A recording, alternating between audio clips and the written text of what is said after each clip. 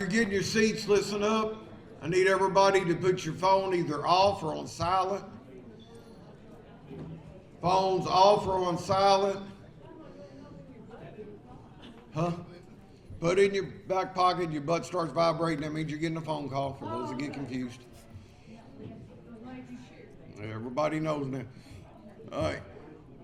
We're getting ready to call to order, but before we do anything else, everybody listen up. Everybody listen up. Stop everything we're doing. We're getting ready to do the pledge to the flag, the opening ceremonies and all that, and I want to make this very, very plain. We are a political rights organization. We are patriotic Americans. If you are here today and you do not believe in those things, you are in the wrong place.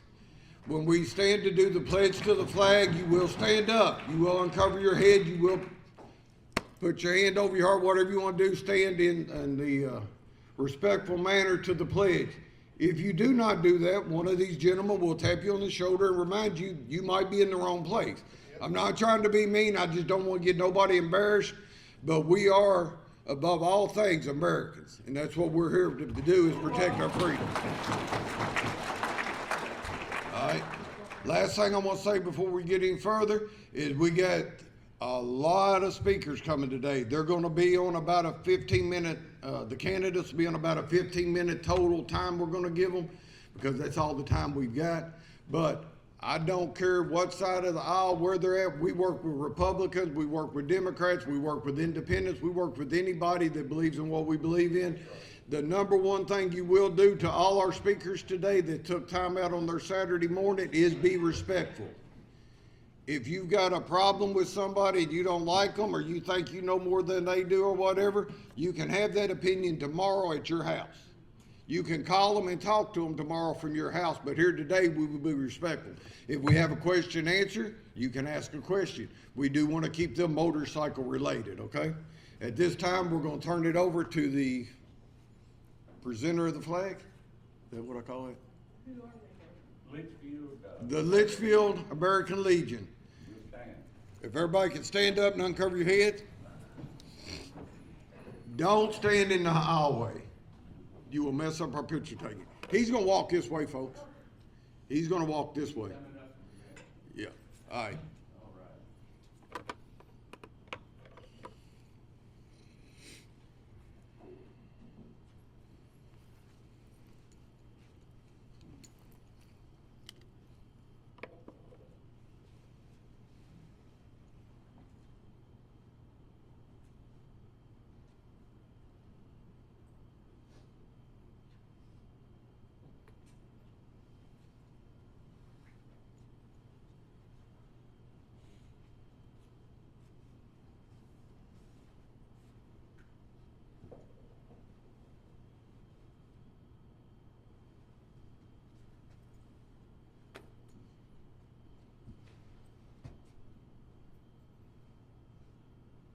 Pledge allegiance to the flag of the United States of America and to the republic for which it stands, one nation, under God, indivisible, with liberty and justice for all. At this time, Truman's going to come and sing the national anthem for us.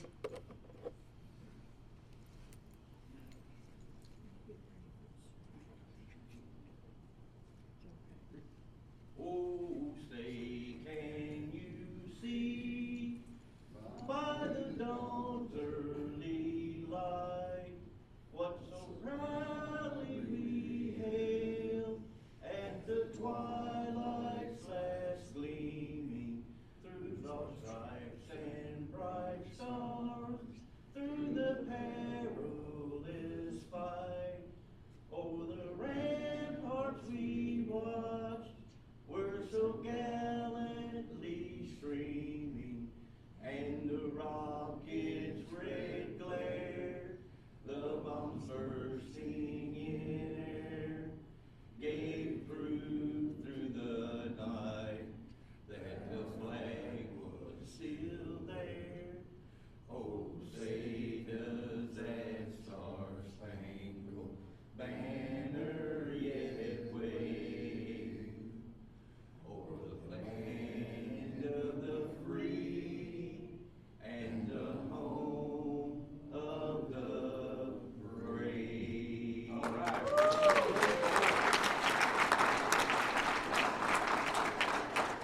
Y'all can remain standing. At this time, we're going to ask Preacher Jim to lead us in a word of prayer.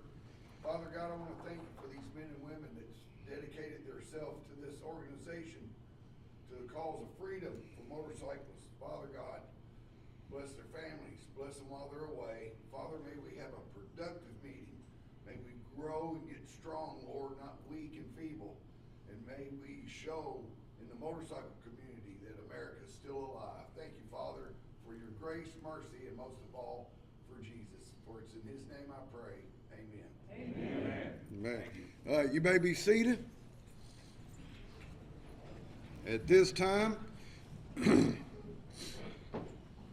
we have Senator Stephen Meredith and Representative, is Nancy not here?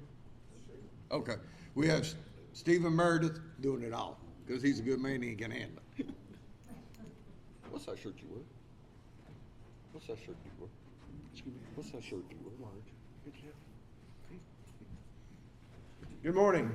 Good morning. All right. What great opening remarks. You know, sometimes I think we have a tendency to kind of rush through the Pledge of Allegiance. And really, probably we all need to slow it down. I think the most impactful words are one nation under God. Amen. We need to commit ourselves to that each and every day. And before I get into remarks, I want to congratulate you for winning the lottery this morning.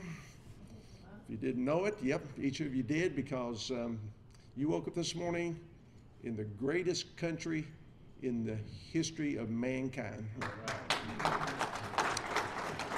And at the same time, you woke up in the greatest time in the history of the world. We have our trials and tribulations and problems, but you need to reflect on where we are today. And we're still the richest country in the world. We're the most free nation in the world, and we don't need to leave sight of that.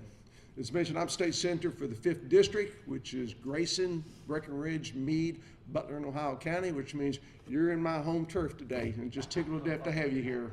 Grayson County is my home county, and certainly we're proud of the Rough River Lake, and welcome you folks each and every year that you're here.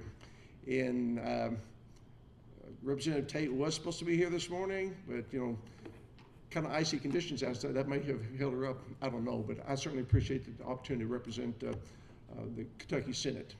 As most of you know, we started our 60-day legislative session on January 6th, and this is the budget year, so that's what's going to consume most of our time. In addition to being the senator from the 5th District, I'm also the chair of the Senate Standing Committee on Health Services. So all things health come through my committee, and that's challenging too, particularly with our Medicaid program, which we're responsible for. And you know, we've got some challenges with the cuts made to House Resolution 1. I can tell you, as a former hospital CEO, I was in that business for almost 40 years. This is needed. For Kentucky specifically, when I came to the Senate back in 2017, our Medicaid budget was $10 billion. And I said then, it's as large as it ever should be. If we're going to improve the health of our population, reduce bureaucracy, get people back to gainful employment, there's enough money there to take care of everyone. Roll it forward 9 years. With this budget coming up, probably it'll be a $22 billion budget with our third of our population on Medicaid. And the solutions are still the same: reduce bureaucracy, improve the health of our population, and get people back to gainful employment. Not interested in kicking off anybody with Medicaid that needs Medicaid, but we need to get folks back to gainful employment. So that's the biggest challenge we have. It's a big deficit that we're going to have result in the Medicaid program, but I think it can be addressed. It has to be addressed. I don't want to belabor the point, but I think that healthcare right now causes one of the biggest crises we have in this nation. We spend $14,500 per capita on healthcare in the United States. The next closest nation is Germany at $8,500. And China, our biggest trade competitor, spends right at $1,000. It's 18% of our gross national product, and we can't be competitive in an international market with that kind of disparity in healthcare costs. I'm telling you again, with almost 50 years experience in healthcare, there's enough money in the system already to take care of man, woman, and child in this country if we spend it the right way.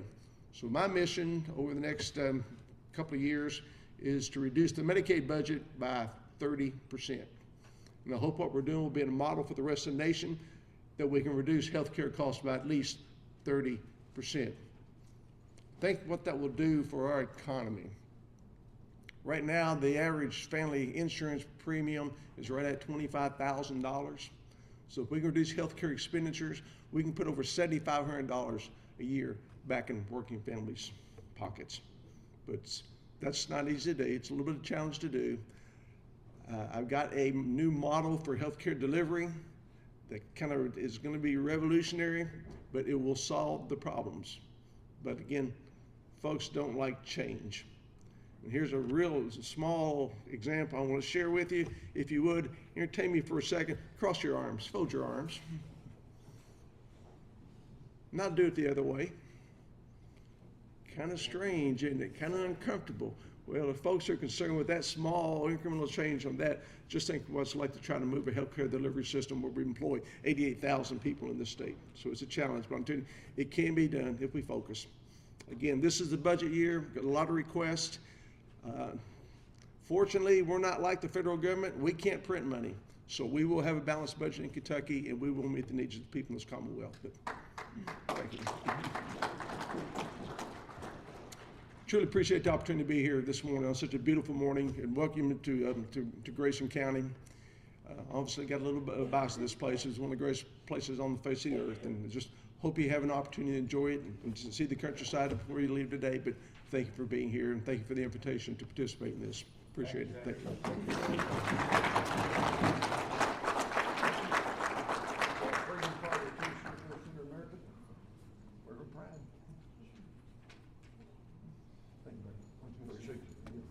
Thank you all. You know, as Senator Meredith walks off, I was just sitting over there thinking of something. He was my senator for many years when he had LaRue County. And, I was talking to different times I'd go up and I'd say, Senator Meredith, I want you to do this. And he's like, I can't really do that. But probably about 80% of the time we agreed. But there was that 20%, and sometimes I'd be like, I remember one time I left and I thought, man, he just won't listen to what I'm telling him. I want this and he don't want to do it. And I walked down and I was talking to Senator Higdon about something. And I said, I just don't know. And he said, well, how often do you agree? I said, probably about 80%. He said, you got 80-20. He said, you're never going to get better than that. He said, that's the perfect matchup. And I thought about it, and if you can find somebody you can work with 80% of the time, and then the 20%, I argued my side, he argued his side, he won, okay?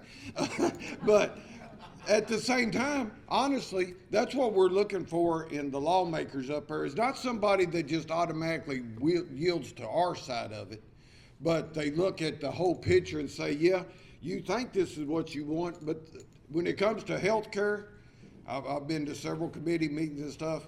There is nobody in Frankfort that knows more than this man does about health care from beginning to end, the top to bottom. And my whole family is nurses, as most of y'all know. So pretty much everything he's dealt with over the years, they've had an eye on and watched up through there. So I just want to give Senator Meredith a big round of applause and thank you for coming in, sir. Okay. We're going to get started. We're going to bring in the candidates we got running to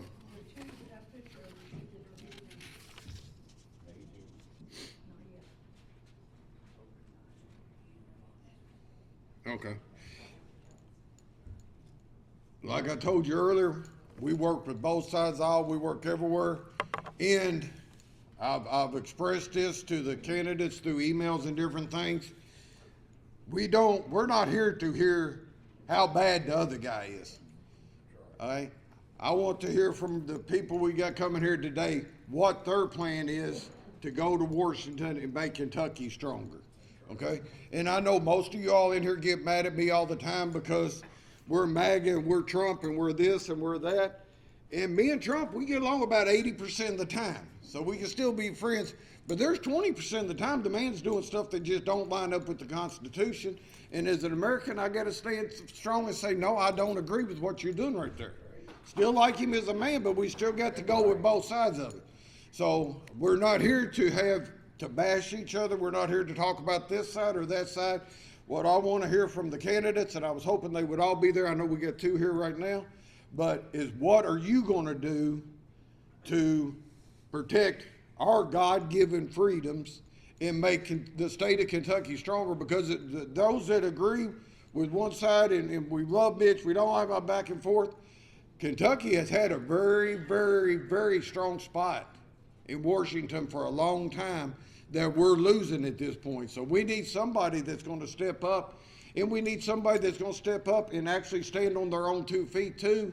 You know, Kentucky's getting a lot of national news right now because we get a senator and a congressman that say, yeah, we like you, Donald, but you're wrong. We're not going to go for that. I didn't vote for it when the Dem wanted me to do it. I'm not going to vote for it now. I'm not mad at them for doing what they've stood on all them years, okay? All right, at this time, now I got to put the glasses back on because I can't see. Don't be laughing at the old guy. That's rude. All right, at this time, she got names on her, ain't even on her. I know, but you didn't make it on time. All right, Michael first. Yeah. Michael first, can you come on up?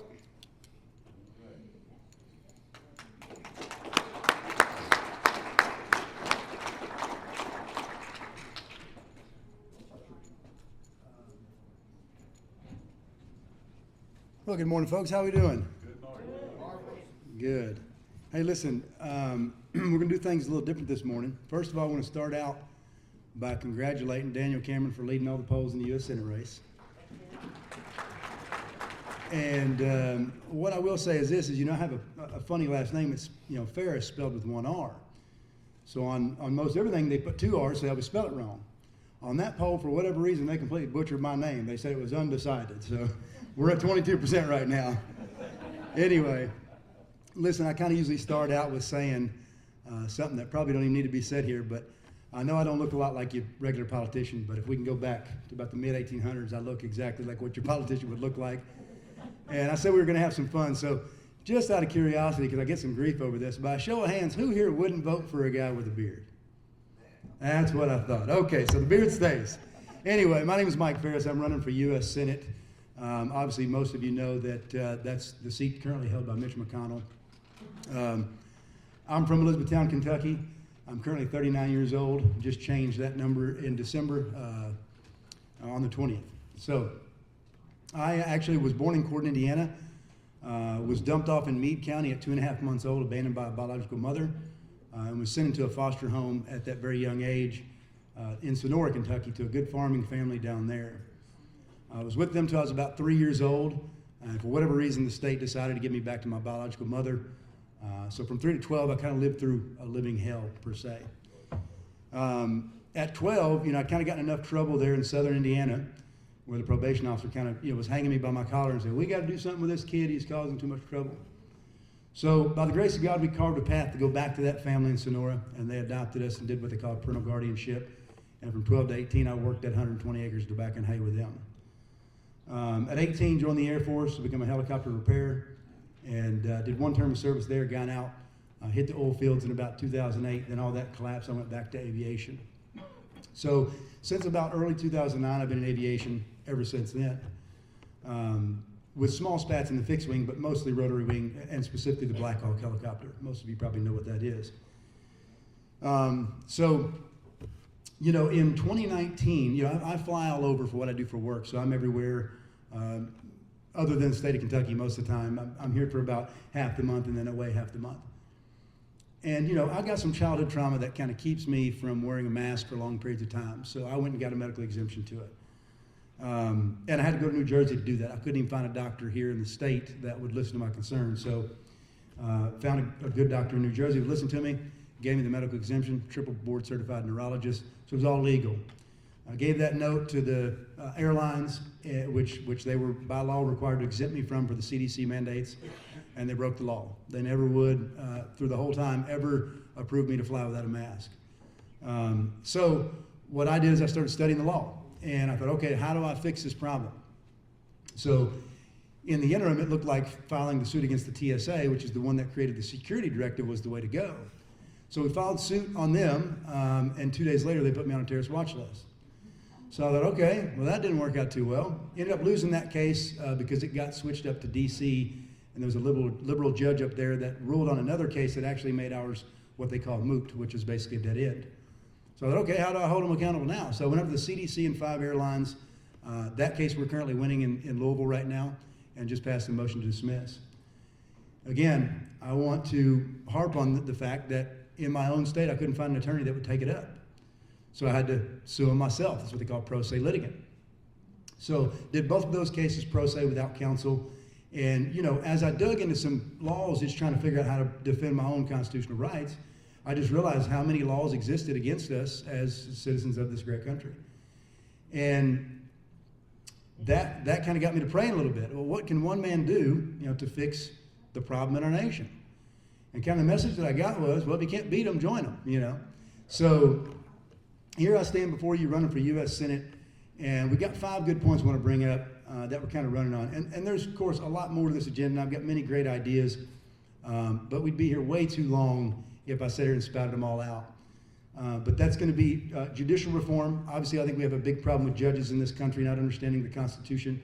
And I know you see it on the news all the time. Every time the Trump administration tries to do anything good with, you know, let's say, illegal immigration, some judge in the Southern District of New York shoots it down. Now, luckily, they've got some Supreme Court stuff, what looks like they're going to take it up here very soon, of whether those district courts even have that right to put forth nationwide injunctions on the entire country. Because, I mean, what does a New York judge, you know, have an understanding or a level of understanding for the people of the state of Kentucky, right? So judicial reform is one of them. The next one would be election integrity. And in my opinion, I think that starts with each independent state on their voter rolls.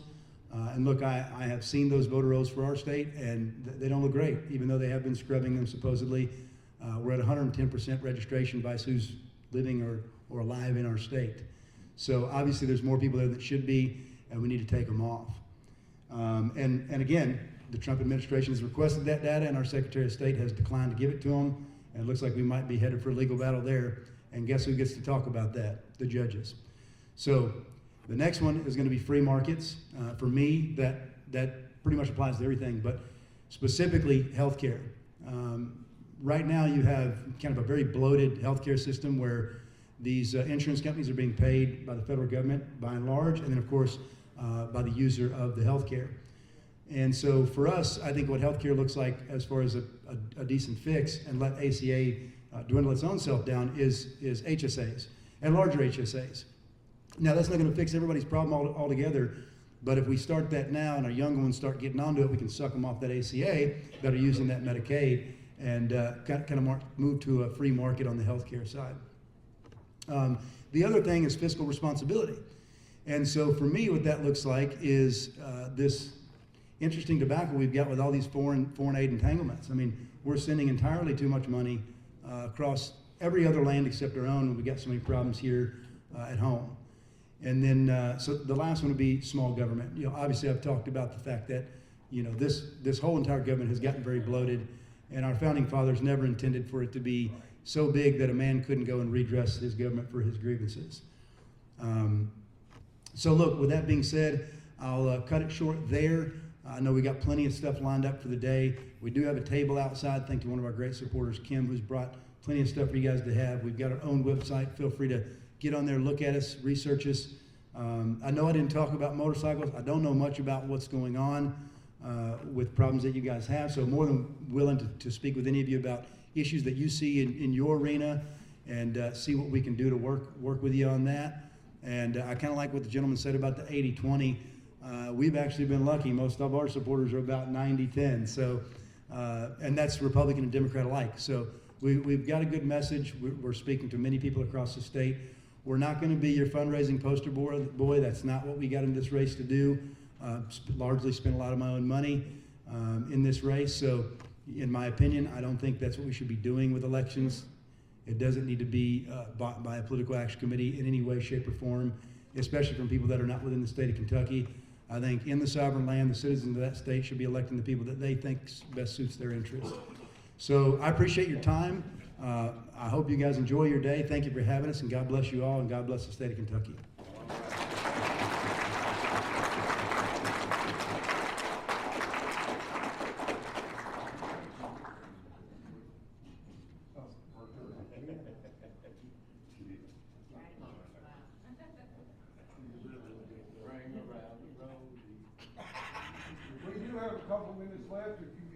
got a question?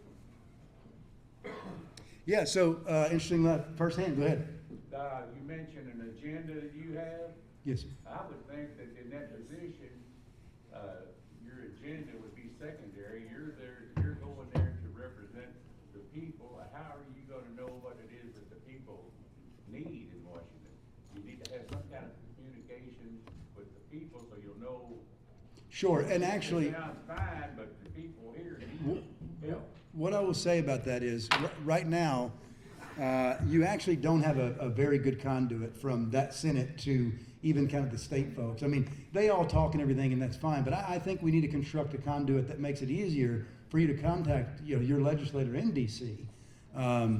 Again, you spoke about the agenda. I mean, I think every politician should have somewhat of an agenda or an understanding at least of what's going on with current events. But yeah, direct communication, I think, is very paramount, and we have been doing that all across the state. This isn't our first event, so it's just the first one you may have seen me at. So we communicate directly. My phone number is directly on my site. Any supporters that call get my phone that's on my hip 24/7, and we just think that that's the best way to handle that, especially when you're running to represent the people. So great question, sir. Speaking of site, is that on the information out in the hallway? It is. There's cards out there that has QR codes to the website. The phone number is directly listed. Anybody else? Thank you. Very nice hats. Also, I can get you to fill that one. Okay. Anybody else got any more questions? All right. Appreciate you Thank coming, you. sir. Yes, sir. Thank you. Thank you.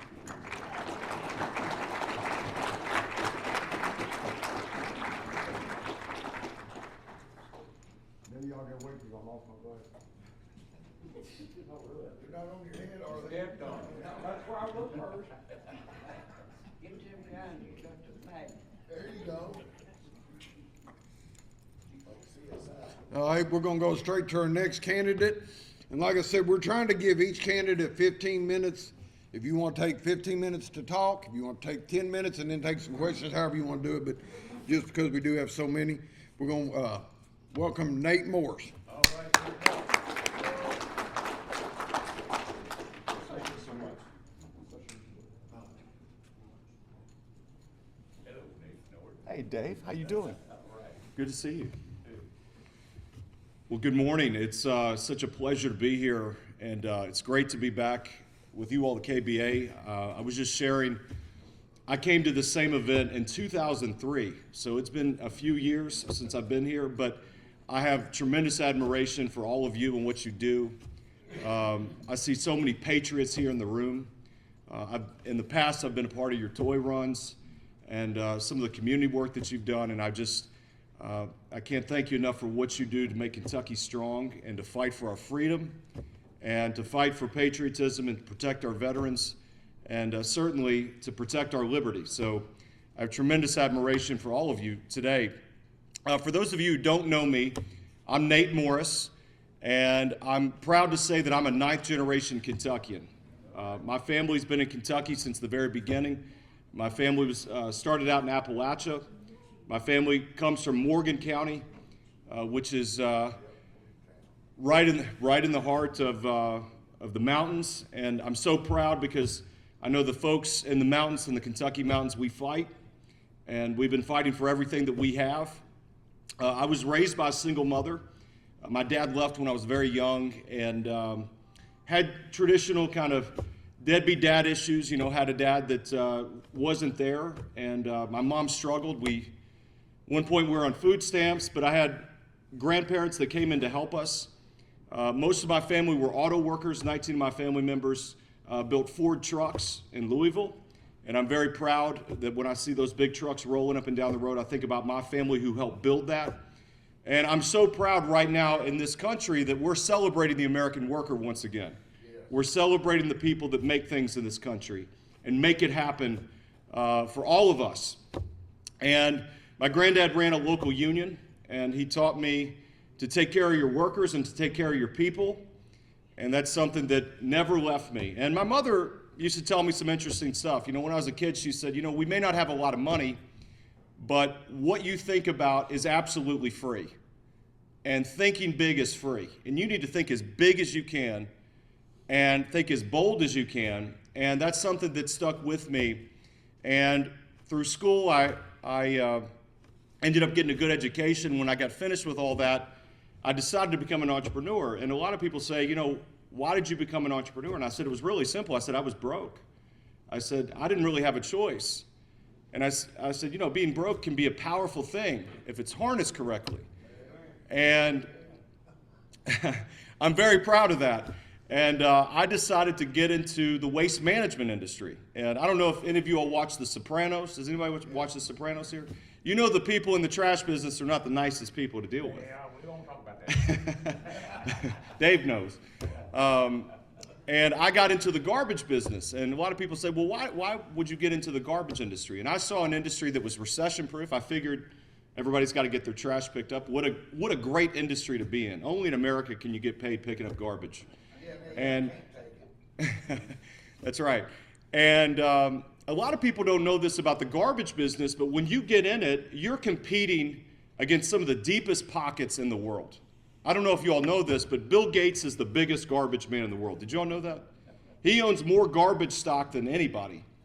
So when you're trying to insert yourself into that industry, you're taking on Bill Gates, his money, his lawyers. And we got started with about $10,000 on a credit card. I had tons of personal debt and was able to leverage that working pilot that we made with that money and raise $1 million to go out and start building a business that would grow into a $700 million enterprise that we take public on the New York Stock Exchange. And I'm very proud that we took all that revenue from Bill Gates' companies. I figured he didn't need that money anyway, so we took it and we managed every Walmart, every Dollar General, every Apple around the world. We grew it to all 50 states and in 20 countries. And in the process of building that company, I got to know a guy out west who was a venture capitalist. And I always tell people about what venture capital does, because until I got into business, I didn't really understand. Venture capitalists invest in companies to help them grow when they're small companies and turn them into big companies. And this guy I met out west, we started talking, and he said, you know, I'm from Kentucky originally too. I said, oh, really? I said, whereabouts? He said, Breathitt County. I said, oh, my people are from Morgan County. And we started trading stories about our upbringing and our background, and that guy's name was J.D. Vance.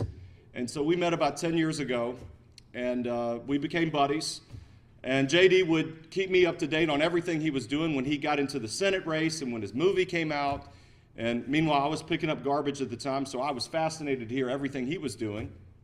And he called me last year, and he said, you know, Nate, he said, Mitch McConnell's likely going to retire, and we're going to need somebody in that seat who's going to stand with the president.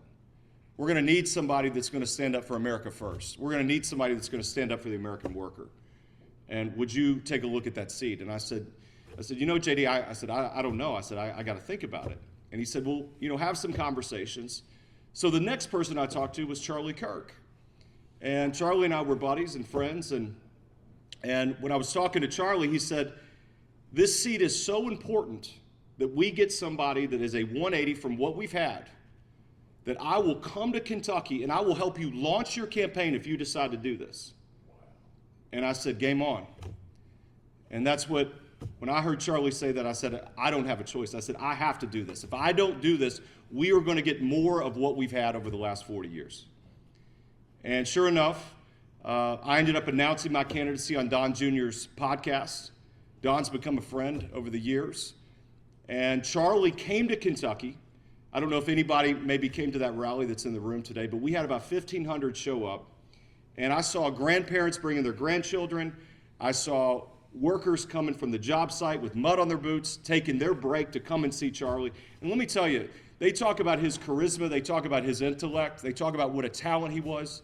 He had it. He had the it factor. I can't explain it. It was something that we may never see in our lifetime again. I think he's once in a 100-year talent and intellect.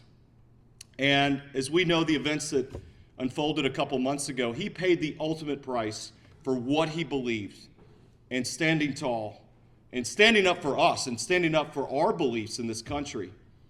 And I think about that every day, that Charlie Kirk was our first endorsement. And Charlie and I used to talk about Western civilization. Is anybody here that, you know, we're not just in a fight for our country today, we're in a fight for Western civilization. Let me tell you what that means. If you look through Europe, so many of those countries have lost what it is to be British or French or whatever you want to talk about. And I believe it's because of the influx of mass migration that has flooded our country. And a lot of people are not going to say this, but under Joe Biden, we were invaded, folks. We had 20 million people come into our country that we know nothing about. And I believe the immigration debate is the defining issue of our time, and we have got to get tough. We've got to get tough. And I've called for a full moratorium on any new immigration coming into our country until every illegal goes back. Folks, we're absolutely full. We can't take anymore. We're full. And we know that if we do not send these illegals back, we are going to lose our culture. We are going to lose what is America. The other thing that I saw in the Senate race is that we should not be getting into these wars that we shouldn't be fighting, like the Ukraine. You know, I have opponents that have backed up the truck for Zelensky and his cronies. We know that that war was a sham from the beginning. And we see all the Ukrainians that got rich and all the people that got rich off that war, and we shouldn't be there. And I think lastly, you know, you think about all the inflation. You know, the number one thing that I hear when I travel Kentucky, Nate, I can't afford to go to the grocery store. I can't go to Kroger and buy my groceries. And why can't you afford your groceries? I think to myself, what is going on? Folks, it's the inflation under Biden. It's the spending. We spent so much money, and these spending bills have been so hazardous that we are paying a price for those decisions that were made. And we have people in our delegation here in Kentucky that supported that spending bill, which is absolutely crazy. And, you know, I continually talk about a balanced budget. I mean, I'm a Republican. I know we've got a mixed crowd here, but I remember as Republicans, we used to talk about a balanced budget. We used to talk about what that means, and that we got to live within our means as a country. And all this fraud, I mean, look at this situation in Minnesota. Look at all that fraud that's come out. I talked to my buddy James Comer the other day. He said, Nate, you have no idea how big of a scandal and fraud this is going to be. This might be the biggest fraud we have ever seen in the United States. And it's all because of illegals, naturalizing illegals, getting them on our payrolls. And I believe there's two groups of people in our country that like illegal immigration. I think first and foremost, it's the Democrats, because they know they can't win with their policies. So they have to import their voters to change the demographics of our country. We all hear about Ronald Reagan and Richard Nixon. Does everybody remember what state they came from? What state? California. California. Now, what's different about California than it was when Richard Nixon and Ronald Reagan were running those states? It's the immigration policy. They naturalized so many illegals that they permanently changed California blue, where we will never see California vote a Republican in as governor ever again, or a senator. And folks, the Democrats have a plan. They want to spread this across the United States so they can have a permanent blue majority. And I think the other group that likes illegal immigration are rhino Republicans, because they want cheap labor. They want to pay 50 cents on the dollar for their workers. And we know that's not right. And we know when illegal immigration and illegal work comes into our workplace, it jeopardizes every American worker and their ability to put food on the table for their family. You know, I've never run for office before. I'm not a career politician. I made my living in garbage. And I figure there's a lot of garbage in Washington, D.C. that needs to be taken out. Amen. And I'll tell you this, we got a lot of people in politics that go around bragging about how long they've been in office. Let me tell you, folks, I don't think the longer you've been in Washington, the more virtuous you become. In fact, it's just the opposite. And I said, I'm going to serve 2 terms, and I'm going to be done. 2 terms. If you can't get something done in 2 terms, you shouldn't be up there anyway. I'm financing most of the campaign myself. I've raised a lot of money from small donations, but I'm financing a lot of the campaign myself so I can say what I want to say. And the people that I'm running against, you know, they owe somebody something. They owe PACs and they owe big donors. But I have the ability to speak the truth. And there's power in the truth. And, you know, I always used to joke with my friends in business. I said, you know, I wish these politicians would wear one of those NASCAR suits to show all their sponsors, to show who's actually driving that car. That'd be something, wouldn't it? If we could all see that. But I am running in this race because I think we need a complete 180 change from what we've had. We know career politicians have run our country off a cliff. And I don't know about you all, but during the Biden years, I felt like we were losing the country every day. Every time I would turn on the TV, I'd say, you know what, we're losing something every day. We cannot afford that ever again. And that's why we've got to send outsiders. We got to send people that can be disruptive, that can stand with President Trump, and most importantly, people that don't need the job. Wouldn't that be something? I mean, I've never seen so many politicians get so rich in Washington off of our nickel, our tax dollars. I don't know how that happens. I can guess. But think about that. We need people that don't need the job and that are up there for the right reasons. And I'd humbly ask, consider our campaign. I'd love to earn your support. I'd love to meet every one of you. We're going to be doing town halls all over Kentucky. Ask any question you want. But I know what this organization means to our state. I know what it means to America. I know that this group, if something went down in this country, you all would be on the front lines, arming yourself, fighting for this country until your dying breath. And it would be my honor to earn your support because I know we can make a big change in Washington. And with that, I'm happy to take any questions that might be on your mind or anything I can answer about the campaign. Yes, sir. First of all, thank you for coming to introduce yourself to our group. Glad you're here. But these primary elections are very awkward. What I would like to hear the candidates say sometime, you know, in May we have our primary elections, and you come out with one winner. It seems like the other candidates that weren't the winner kind of disappeared. If you were the winner of the primary, would you expect the other candidates to bring their support to you and then vice versa? Or would you, whatever happens, all these people just disappear? That's a great question. You know, look, I see a lot of the in-party fighting that we're having. We got people that are stabbing our president in the back over and over again. You all see it every day. We got people in this state who do that. Folks, let me tell you, as part of the America First MAGA movement, when we stand together, we can't be beat.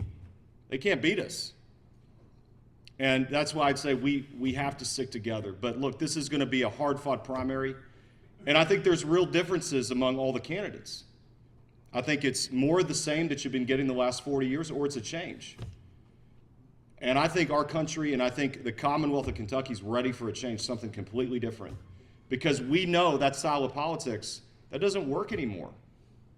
This is a new age we're living in. I mean, we've got people that are in our delegation that have been up there since before the internet was created. I mean, think about that. It's absolutely crazy. What do they know about you? What do they know about, you know, trying to bust it and make a living in this economy? They know nothing.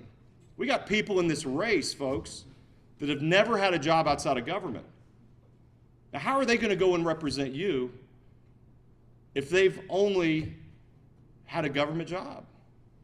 And that's fine, that's honorable, you know, to some, but I think Kentucky and our country, we need job creators.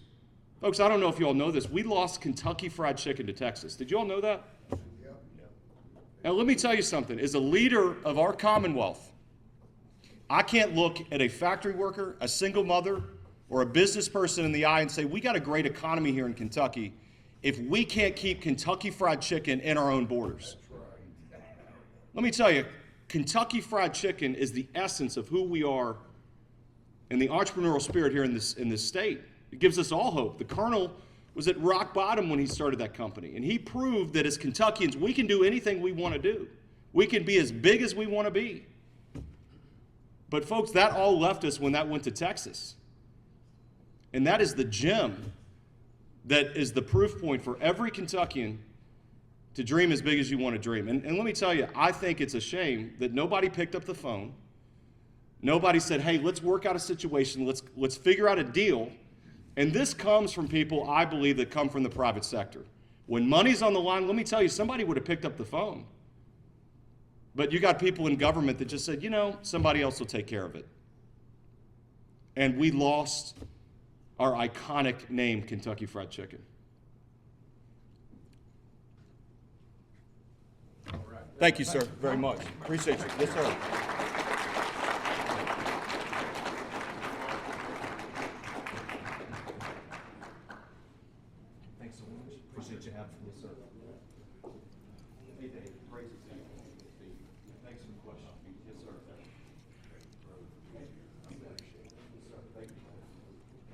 Come on up, Vince.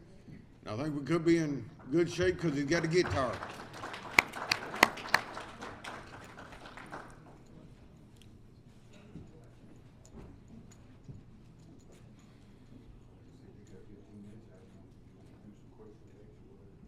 I'll let you know when you got about 10 minutes in.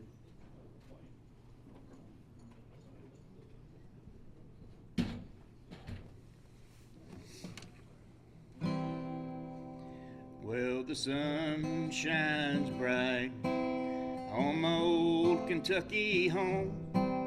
'Tis summer, the old folks are gay. Well, the corn top's white and the meadows in the bloom, while the birds make music all the day. Oh, weep no more, my lady. Oh, weep no more today. We'll sing our song for old Kentucky home, for old Kentucky home far away. Well, the young folks roll all around the cabin floor. They're happy, oh, merry and bright. By and by, hard times will come a-knocking at our door, and then our old Kentucky home, good night. Oh, weep no more, my lady. Oh, weep no more today. We'll sing our song of our old Kentucky home, of our old Kentucky home far away, of our old Kentucky home far away.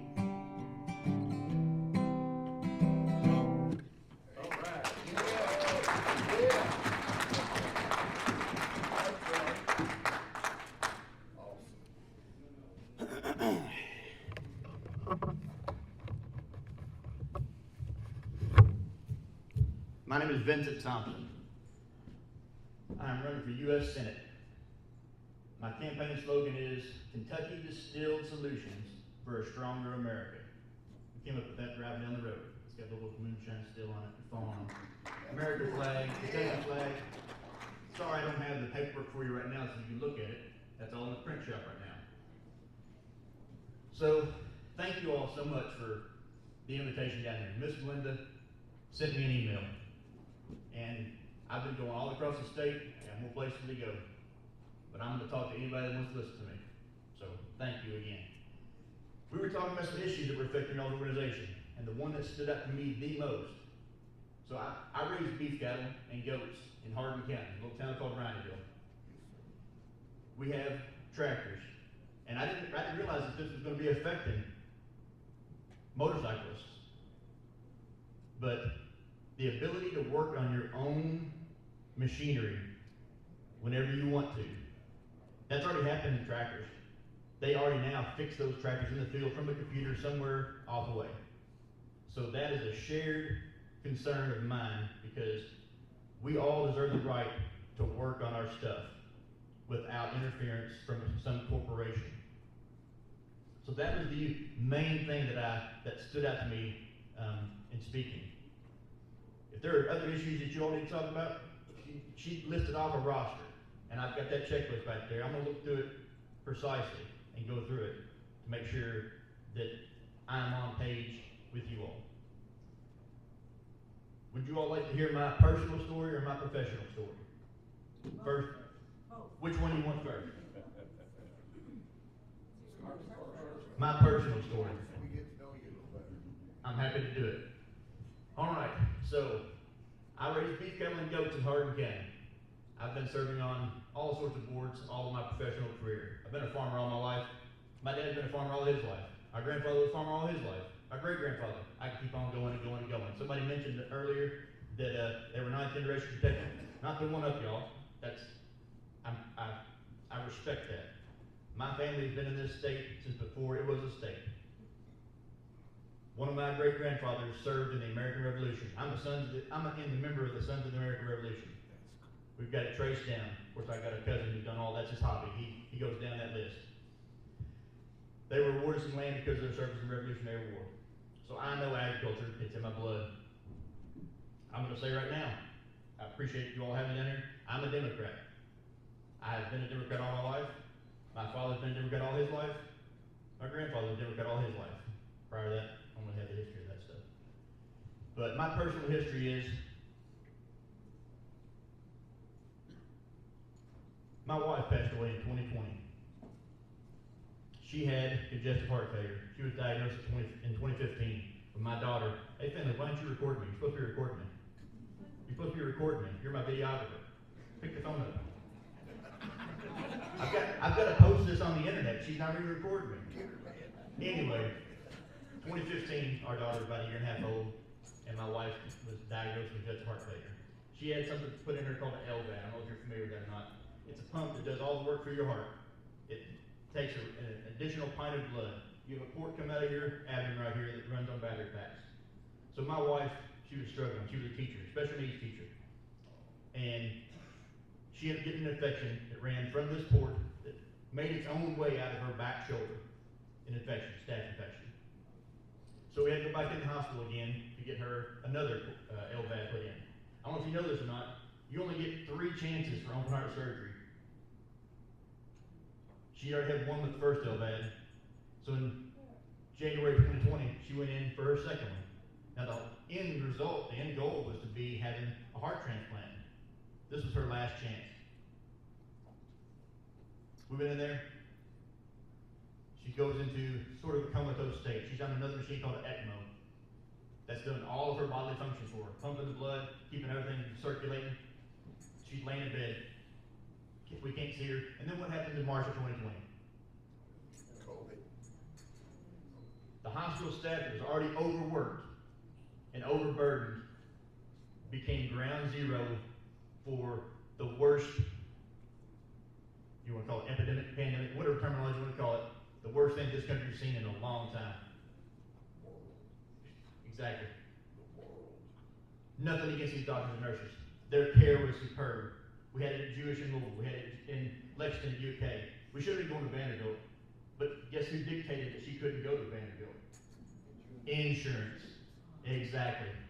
Why does insurance have the right to overrule your doctor and the care that you need? That's right. They don't have that right, but they have taken that right. So my personal experience is, I'm going to be fighting that tooth and nail.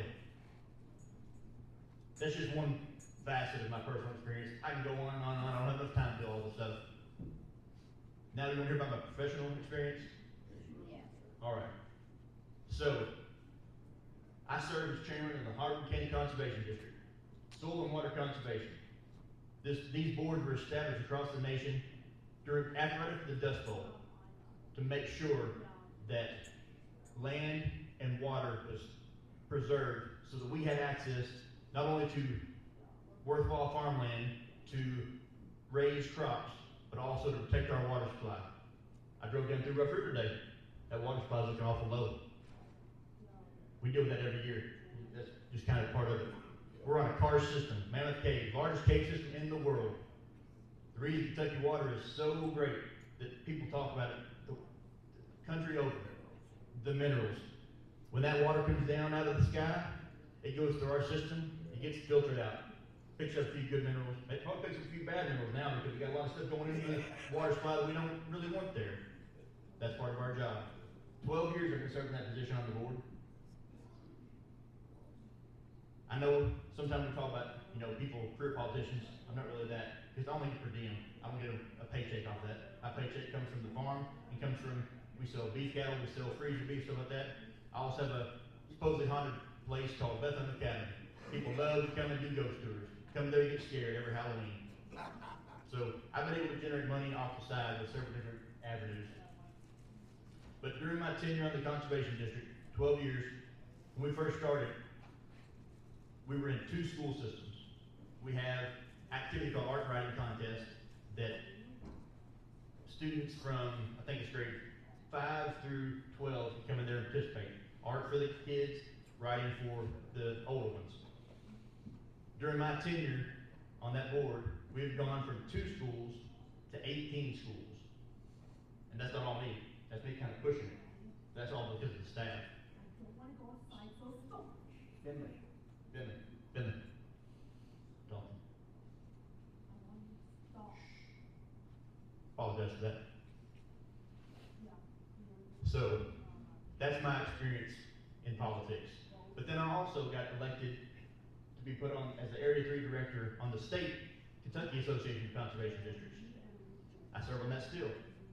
And then I was nominated to be put on the National Association of Conservation Districts leadership program called NGLI, Next Generation Leadership Institute.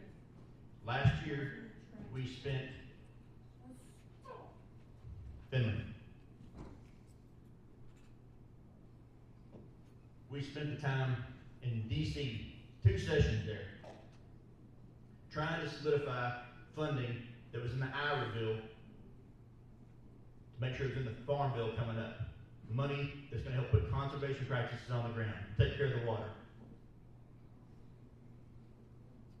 I tried to speak to Senator McConnell, and I tried to speak to Senator Paul. Both times, crickets. I was representing a national organization that is so impactful for our country. I wasn't able to meet the staff, but, you know, staff does a lot of things, but I felt like that probably deserved some one-on-one FaceTime. When I learned that McConnell was retiring, I said, well, I may not have a chance anyway, but there's no better time to be running in the race when you're not going against an incumbent, because the incumbent just has the advantage. That's the way it works. So stop. Anyway, I want you to stop. that is my experience professionally. We're playing a game, so stop. My daughter has autism, so she has to deal with a very regimented schedule, and we're kind of out of kilter this morning. The campaign, she's been on it with me, but she's doing very well. I just wanted to let you all know that.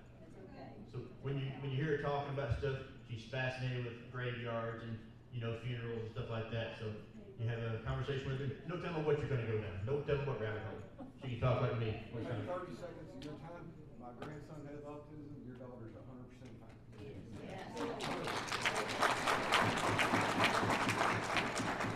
How much time do I got?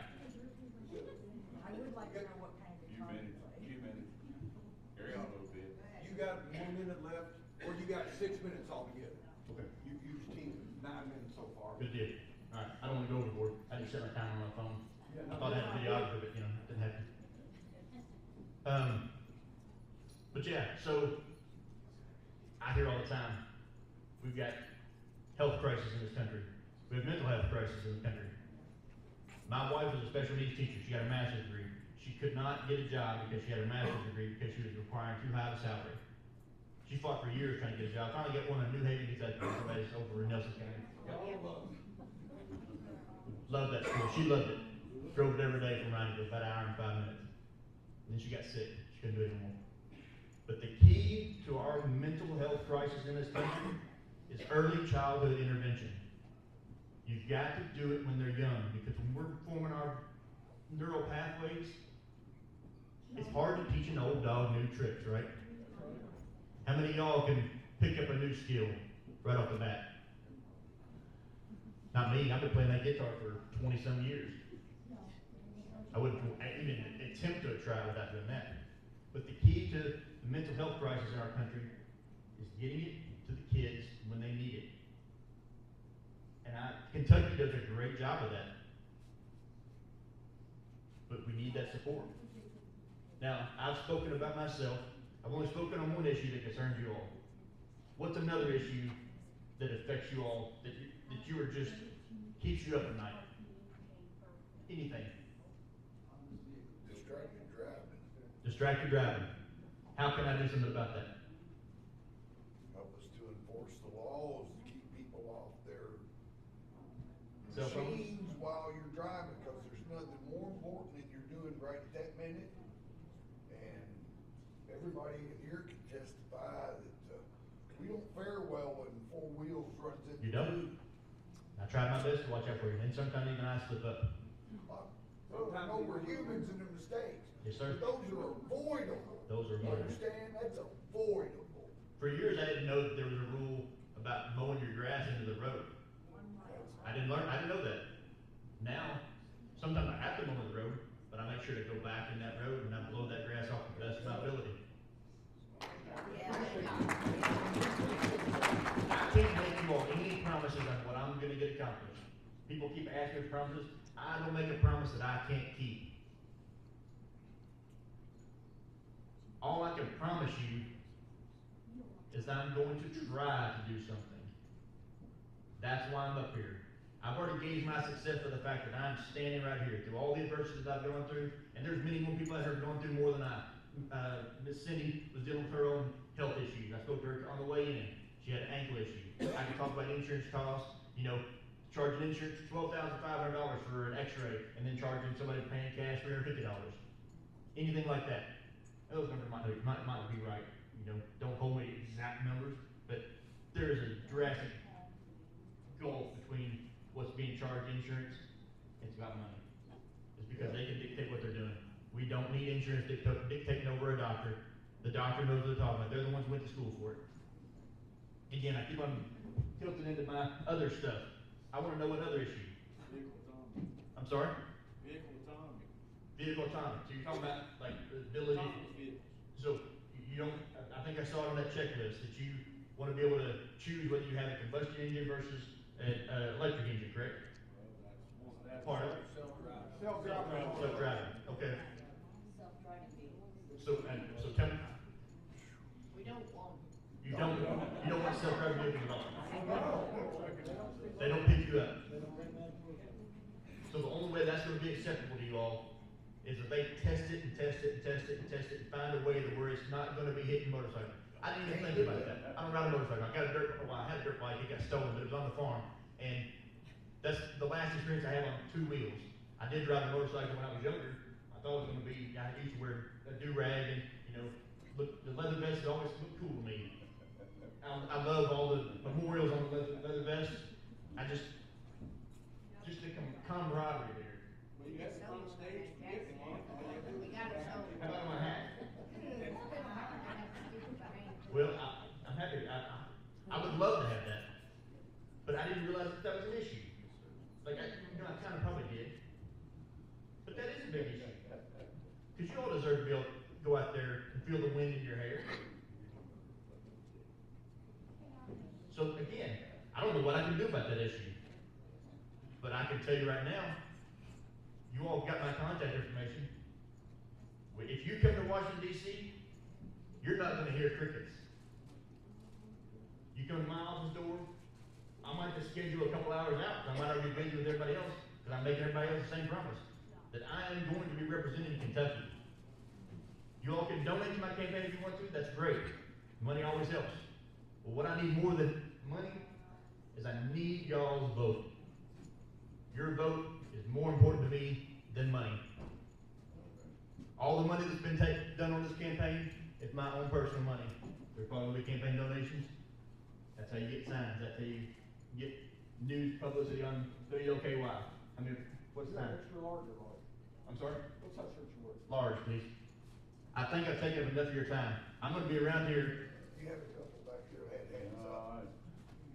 We're All the way in the back, there was a couple that had their hands up. Yeah, we're gonna come, we're on a strict time frame out there, so if anybody's got any questions, feel free, you can step outside for just a second. I don't wanna cut anybody off, but like I said, we're gonna be running out of time to actually get through today's program, so.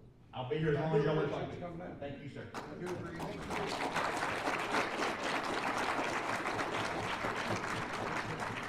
Next candidate we have up is Dr. Valerie Frederick.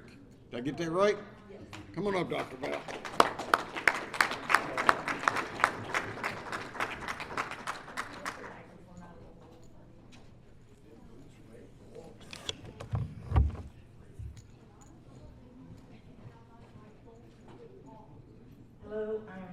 very honored to be here. All right. Spent some time after Glenda sent me the invitation, so I did a little homework, and I have some ideas about your concerns and how we can help them. I will give a little bit about personal, because I didn't know if Glenda was going to introduce me or not. So personally, my childhood, I did have a great mom and a great dad. Obviously, I would have raised my own self differently than they raised me. But, you know, under their rules, I appreciated that they stayed together through good times and bad times. I had an older sister that I had to share a room with and a bed. And so I was under constant supervision of an older sister. So then I had a younger brother who was a lot of fun because we could go outside and play, and she only liked to read books. But my favorite activity as a child was Girl Scouts. Girl Scouts and bike riding. So we had bicycles. We were in a subdivision. And now my most favorite activity as an adult is my horse. And his name is Storm. I call him Stormy Boy. And then in the evenings, you would find me out across from our cow pasture. So I'll have one or two of the bulls bugling at each other. It's just a wonderful guttural sound. There's nothing better for your soul. And then I can hear Storm just munching on his hay. That's been when I had kids. They might be in the back seat, and that was one of my favorite sounds, hearing my children eat. There's just, as a mother, the fact that you can feed your children is a big deal. The fact that you can afford to feed your children is a big deal. Right now, most of us are feeding our children on credit cards. So I'm hoping President Trump said he was going to lower the credit card interest rate to 9.9, still seems high to me. But we have people feeding their children on 27 and 30% interest rates on their credit cards. It's just not sustainable. We have couples making the decision to not have more children. When Kentuckians of childbearing age cannot afford to have children and make the decision to not have children because of finances, I feel like it's my fault. I was not in politics before. I was enjoying the good life. The reason that I got to sit in a school desk, do you know why? I got to sit in a school desk at a Catholic school taught by nuns. I got to go to Mass every day. I was baptized as an infant. Just last week, every year, I renew my baptismal vows and get renewed by the Holy Spirit. Do you know why I got to live that good life? There's a story of an English teacher that on the first day of school, the students came into her class with no desks. She said, if anybody can tell me why you deserve to sit in a desk, I'll give you a desk. For every period at school, no student could give the right answer. Finally, final period, she said, I'll tell you why now, since no one got the right answer. It wasn't your grades. It wasn't your good looks.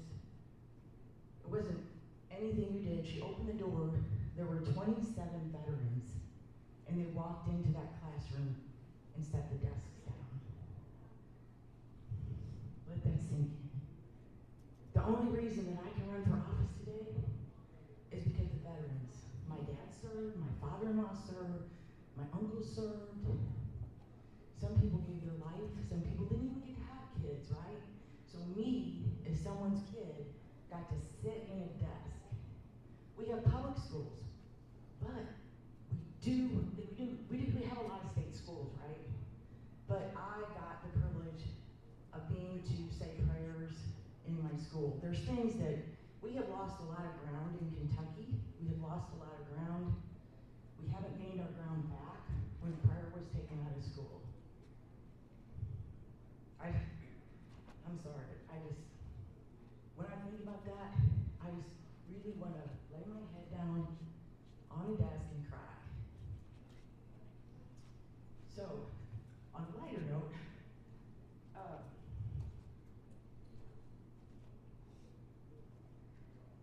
says, and to me, I think this is the epitome of your group. And I think this is what you stand for, and if all of our nation were you, we wouldn't be in this situation. I really think if everyone in the United States was a biker, had the mindset of a biker, we'd be in a different world right now. It says, without deviation from the norm, progress is not possible. This was Frank Zappa.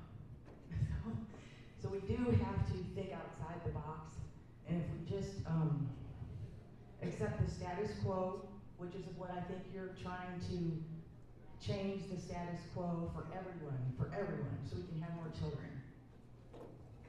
So these are a little out of order, but this is Valerie and Storm. This is how I want to spend my time. This is just the best time in the world. I get to be with other people riding horses, and I did look up, they do make a motorcycle that looks like a horse. So that would be my motorcycle. So this is Storm. This is Riding in the Sunset. But what I'm tying this in is the Revolutionary War was fought on horses. These majestic creatures were part of our military. They deserve respect. They don't deserve to be going to the slaughterhouses. Neither do the motorcycles, right? Motorcycles were part of the military, right? So if our roads were shut down, I've ridden a dirt bike before. I could go a lot of places on a dirt bike, right? I could go a lot of places on a horse. So we need to keep our alternate means of transportation for our own protection. Okay, I'm going to make a little change for a minute, because I'm trying to go fast because of time.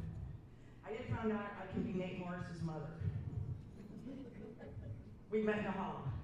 So I'm pretty sure I can find, is it Vince or Vincent? Vince? I'm sure I can be Vince's mother. Anyway, so there is a county clerk in Colorado was the one, and she's a grandma, county clerk that caught the cheat on the voter machines. And she's in prison. Stina Peters, Trump member, as far as I know, the state still won't release her.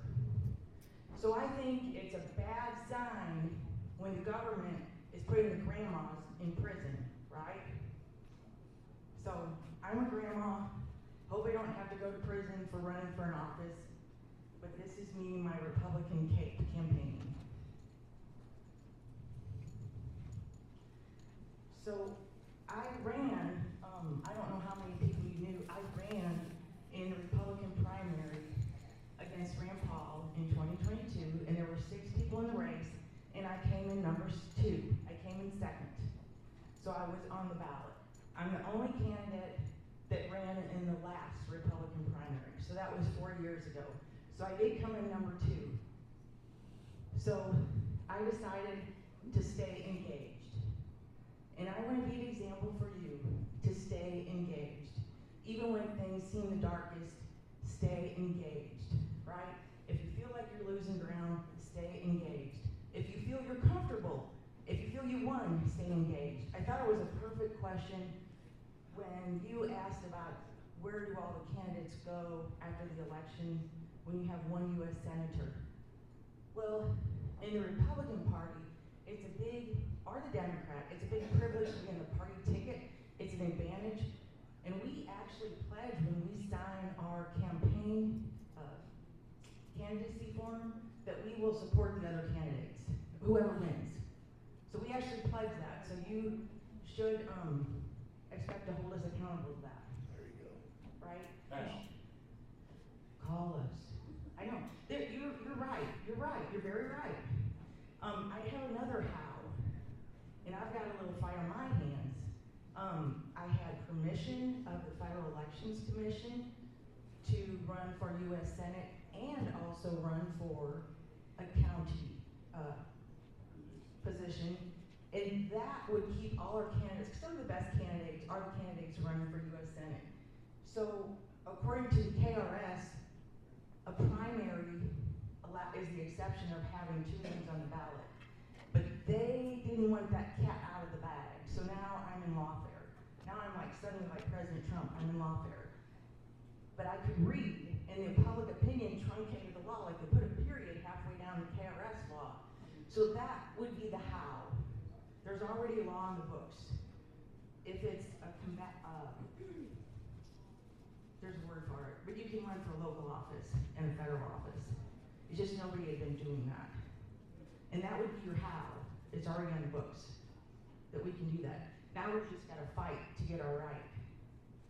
So part of staying engaged is Nate in here? Is Nate in here? I think they left. Are all the candidates in here? Oh, because it's very hard to talk to someone once they become a U.S. Senator. And I wanted to specifically address, because someone that's here will be your next U.S. Senator. And so I do have a physician's degree. I've been treated many patients over the years, Medicaid, Medicare, old, young. I have a vested interest and love people. So, Kentucky is winning at one thing. We have the highest cancer rate in the nation. The highest we are winning. We are winning in dying of cancer. Did anybody know that before I told you that today? So that's being suppressed. That should be mainstream news. So here is a chart, and Kentucky has the percentage of population.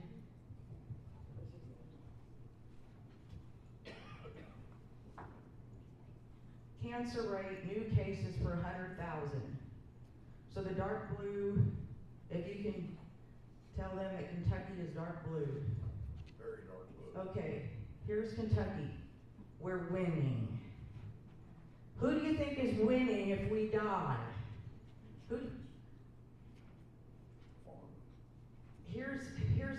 I'm also a real estate broker. People want what we have.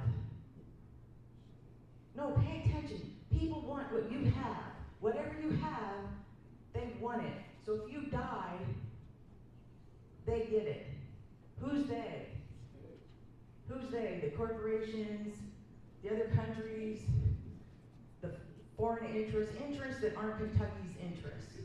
So Kentucky's interest is for us to be as healthy and long-living as possible. So Luke 22, verse 2. If I can leave you with anything, memorize this. Luke 22, verse 2. The conspiracy against Jesus. It doesn't say theory, it says conspiracy. It's in the Bible, St. Joseph's Catholic Virgin. The conspiracy against Jesus in the New Testament. Church elders and elected officials wanted Jesus dead, but they were afraid of the people. Do I need to say anything else? What do we think this is? It's not a theory. You're being killed. Kentucky, in the middle of the United States. In the middle. In the middle of the United States. So here's, because I had to do research projects to get my doctorate. Here's another map. This is the fluoridation rate. Guess who has the highest fluoridation rate? Not the smartest kids. Guess which state has the most fluoride in their water? Kentucky? Yes! Woohoo! We have the highest cancer rate, and we have the most fluoride in our water. So our state legislators couldn't get fluoride taken out of our water this last session. They're going to try again. We had that. Right. It's for bacteria that was introduced in the 30s, and like you said, it was harmful. A lot of states got rid of it because of what it was doing. And here is, this is a little business called Go for Pizza. And the food cost, they may not make it another 6 months. It's another small business restaurant that's gonna go down the tubes. So our small business-owned restaurants are going down the tubes. And am I out of time? Rip wanted to see you. This is my dog, Rip. I might leave the Christmas tree up all year because he helped print these and write the campaign. And I have to give you help for your texting. So I read all the laws, and I know you're logging and spend a lot of money and time. So I was holding on to a heartthrob when I was 16. He was 19 out of high school, and we were on a date, and he was giving me a ride on the motorcycle. And a semi pulled out in front of us. And we were just fortunate that he was able to maneuver around it, and I came this close to the back of the semi. I can remember what it was like yesterday. So I decided I'm going to help these people.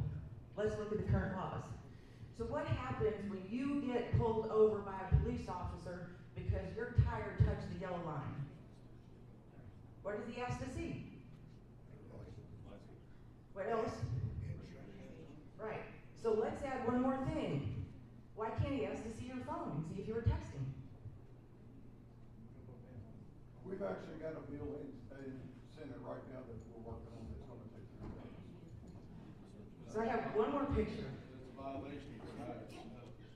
have a couple more pictures. I own the Washington House, which is a bed and breakfast in Paducah, Kentucky. And one day, the guest thought this was funny, so I actually took off my riding breeches. The picture of George Washington in riding breeches, they said, in boots, they said, you dress a lot like George Washington. So I was dressed like George Washington. Thank you very much. Please vote for me, Dr. Val Frederick.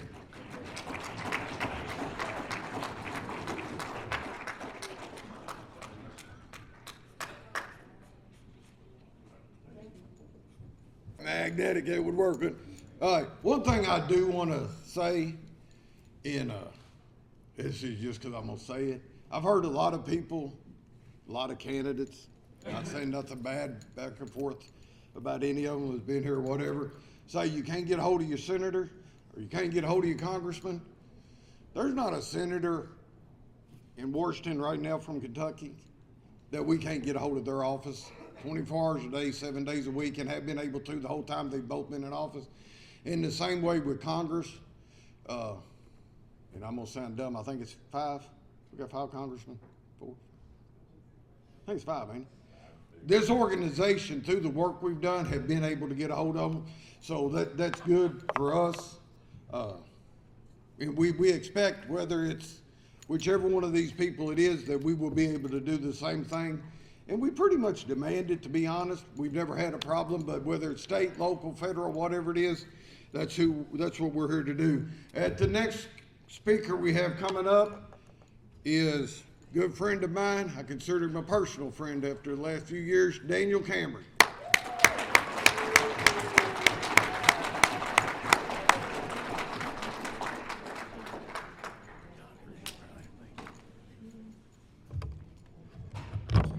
Well, Tommy, thank you, and to all my friends here, thank you so much for the opportunity to not only allow me to speak, but we have just heard from Dr. Val, and I know you heard from Mr. Morris this morning, and of course, Vincent was somewhere here, but obviously got to hear from Vincent as well. And, you know, periodically you can make a lot of pledges and commitments in these races. But let me tell you what my commitment and my pledge to you is. To do whatever Dave Newman and Glenda Hovick tell me to do. That's where I find myself. You all have been exceptionally kind to me over the years. I was reminded this morning by Mackenzie that she wanted me to share with you all that the Bikers for Cameron shirt that she gave to Theodore, our oldest, now Bennett is wearing it. So it's become a family heirloom for us in the Cameron household, and we are so thankful for you all. Look, you get to hear from a lot of voices in these races, and you get to hear from folks of all walks of life. And let me just say, I appreciate people that are willing to step into the arena. And you all understand that instinctively, that you don't necessarily have to be in elected office to convey a message, to stand strongly and boldly on principles, and that's what this organization is founded on. Reminded that a guy named Bill Strain, I think from Texas, created what is referred to as the 5 steps of freedom. It's a part of who you all are. It's your DNA as the association. You recognize the importance of being involved in the political process, ensuring that your representatives, whether they are in Frankfurt or in Washington, are standing for your values. And let me just assure you that if I have the opportunity to serve in the United States Senate, it will be on your behalf.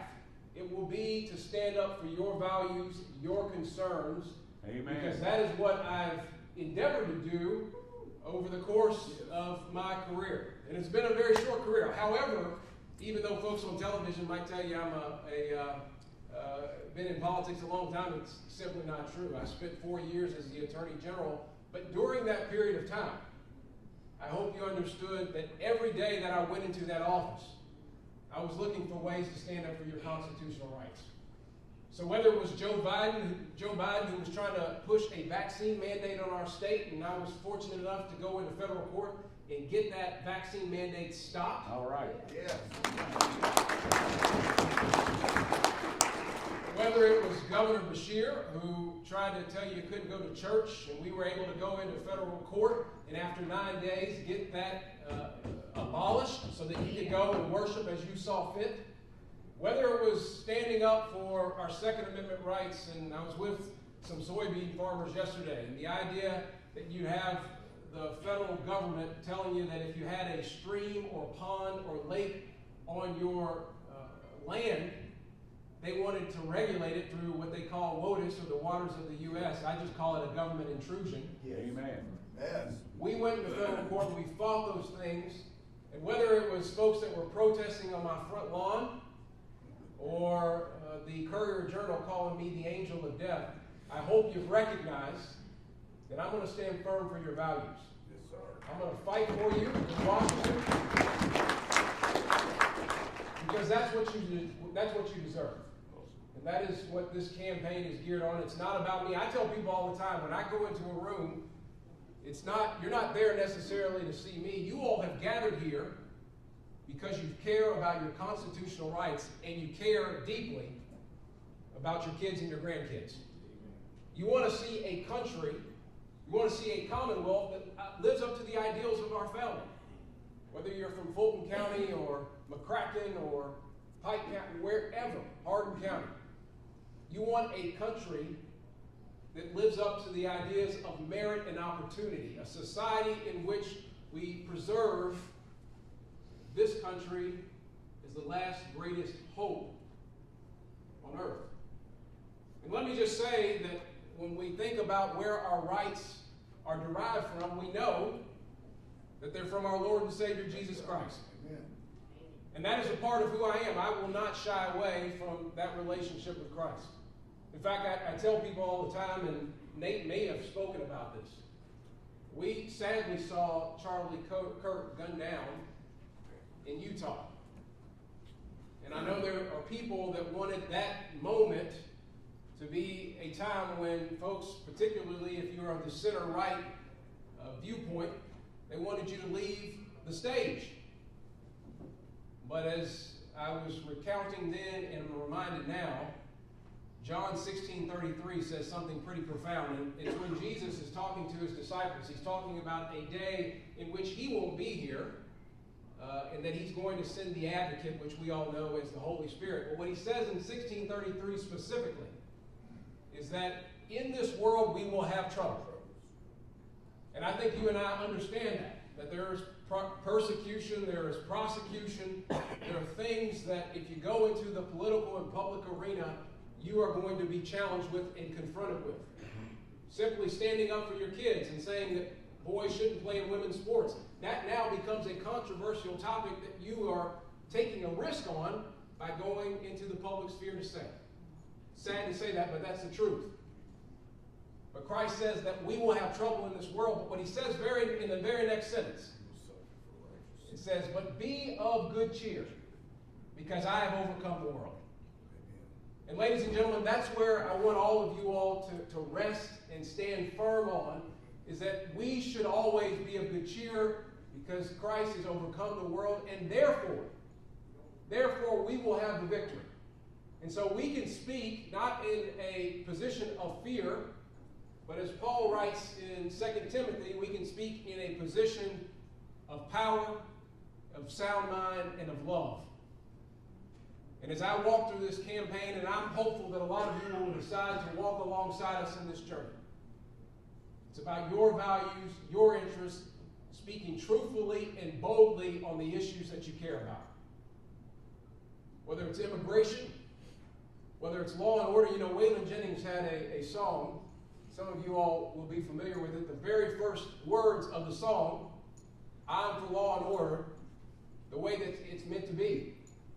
Well, I'm Daniel Cameron, a candidate for the United States Senate, and I am for law and order, and we are going to stand firm for our law enforcement community and the rights of our citizens in this country.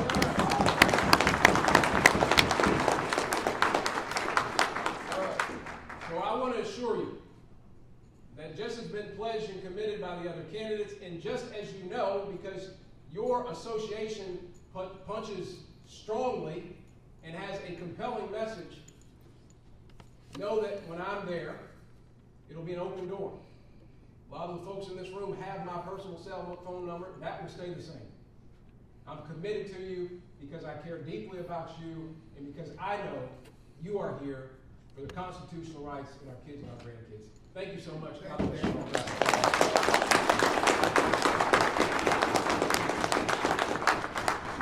And with that, I'm happy to take any questions that you all might have. Dave.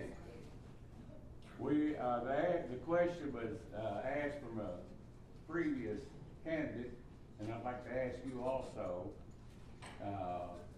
There's one winner in May out of the party of field of candidates that we have, which actually we have a great slate of candidates. Yes, sir. You come with one winner.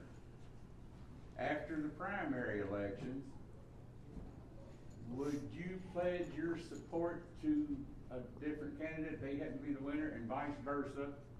And I feel we got the wrong governor in office right now because of that same very issue.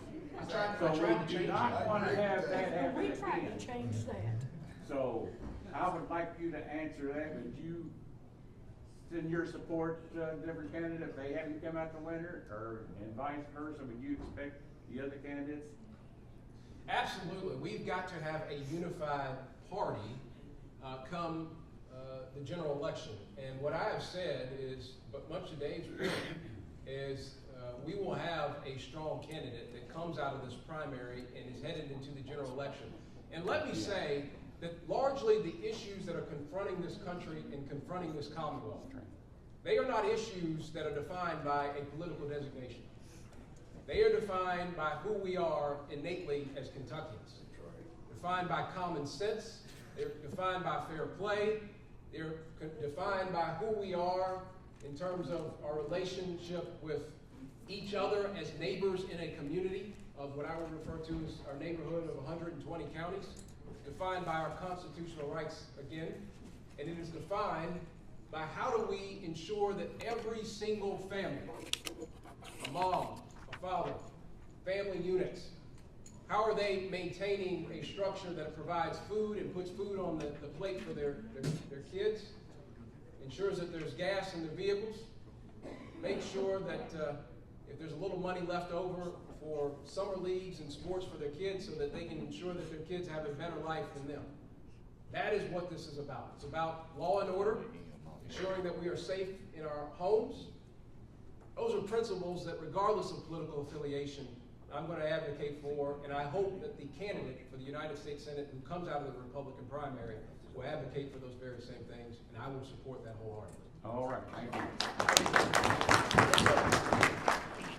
For those of you who don't know Daniel, I'm in his office, and he's real. I had some phone calls about Stevie. When you get to Washington, D.C., would you not agree with President Trump or anybody else 100% of the time, would you be your own man and be a Kentuckian? That's what we want. You know, I was asked at the announcement when I declared my candidacy, I was asked, you know, when you go to Washington, D.C., will you be more like Rand Paul, or will you be more like Senator McConnell? And my response was, I'm going to be Daniel Cameron. Amen. I think it's imperative for whoever goes to the United States Senate to make that commitment to you. They will stand firm on the values of this Commonwealth in your interests, and that is what I am committed to, and I will do that on every issue. I happen to have good relationships with the White House, and it's important that they understand the values and the needs of this Commonwealth, and that is what I will fight for daily in Washington. Any other questions? Got a picture? All right. Thank you all so much.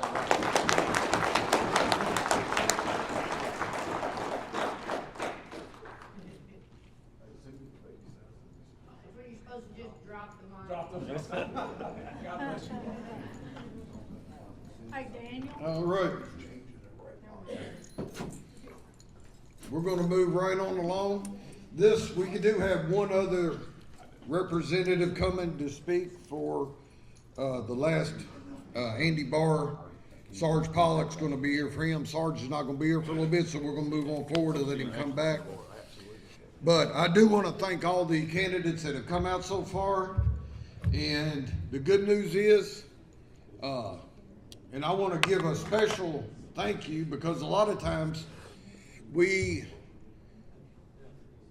get more attention from one side than the other, and this time in the Hardin County, LaRue County area, the last couple elections we've been able to have, due to a lot of work on Sean, candidates from both sides of the aisle. So now, no matter which way you're registered today, you're gonna have somebody to vote for. There's somebody that took their time to come out here today and speak and tell you what they said. And you know, a lot of times, and I'm not gonna get into left, right, middle, whatever. Everybody's got to believe what you believe in your party affiliation, whatever.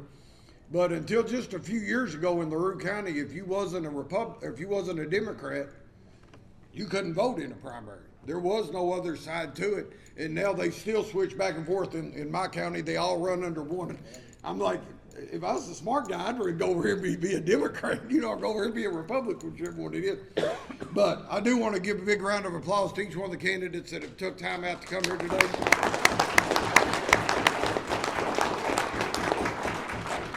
Next, I went to a fundraiser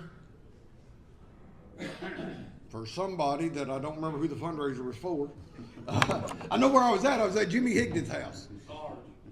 It was a benefit for Sarge Pollock. Okay, couldn't remember who we went there for.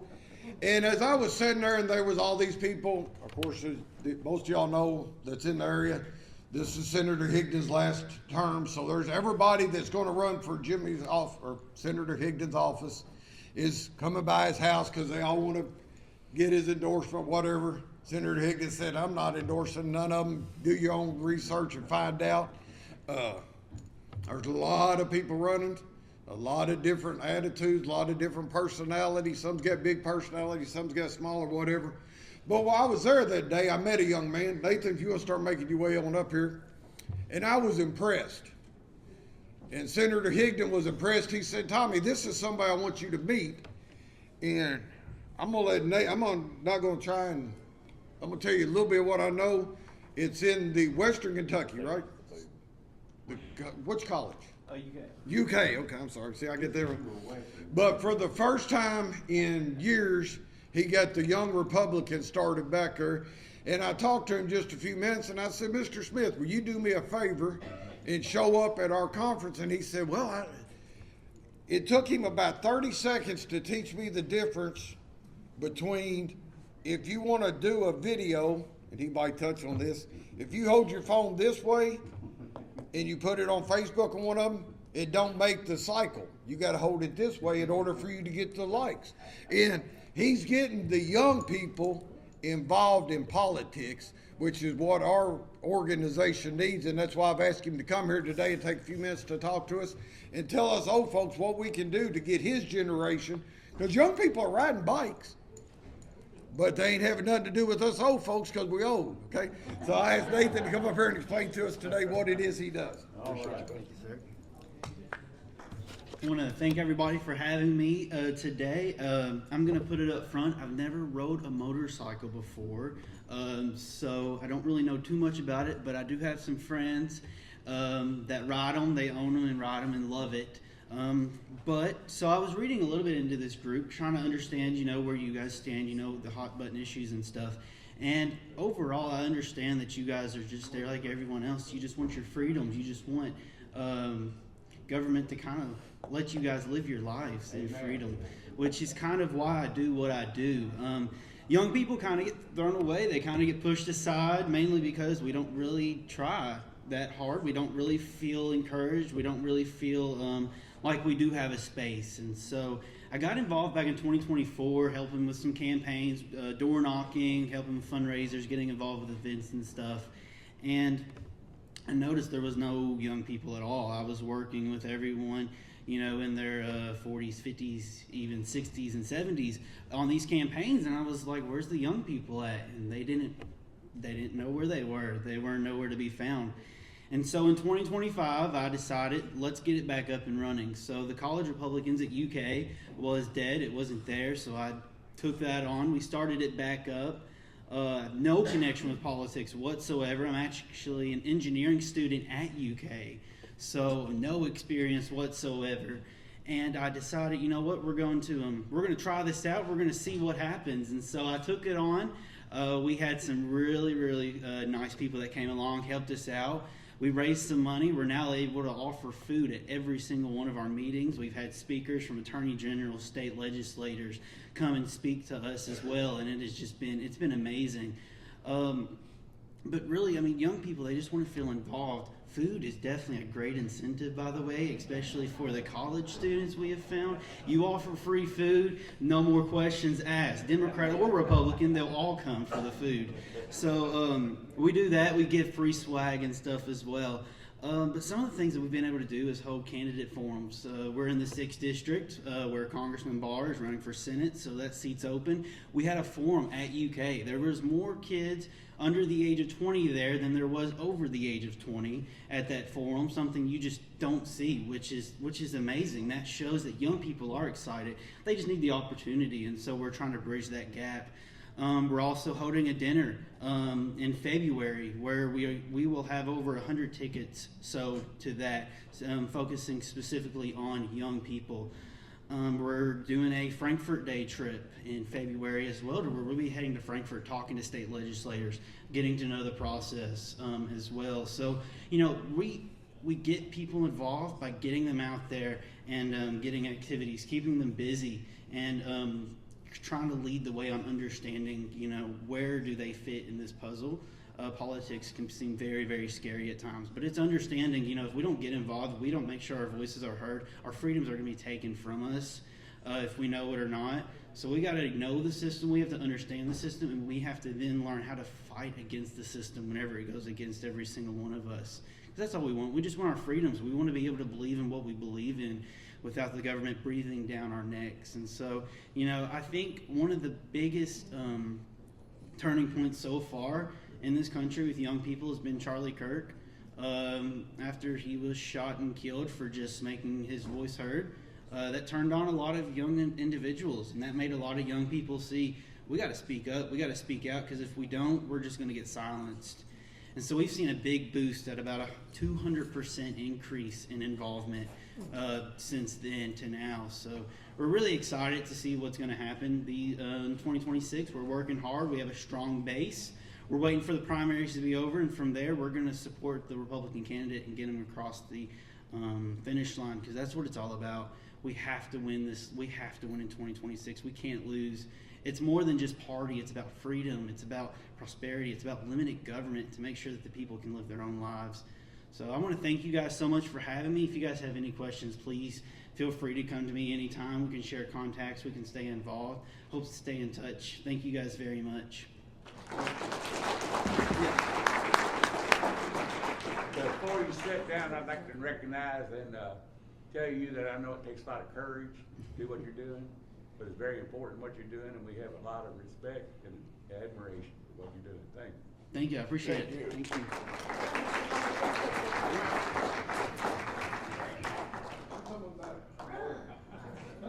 Your glasses. Get your glasses. Get your glasses.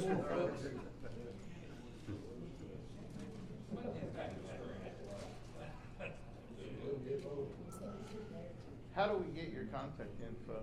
Just come see me. I can give it to you. Okay, you're gonna be out there. Okay. Hey, this young man, I'm telling you, I don't know when, but I think in my lifetime we're gonna be voting for this guy. There's a lot of very influential people that I'm talking, you know, we do the work, and then there's the people that's got the money, and there's the people that do the work. Both groups of them people was there, and both of them was talking about how good a man this was. All right. So we're looking for great things. Appreciate you coming up.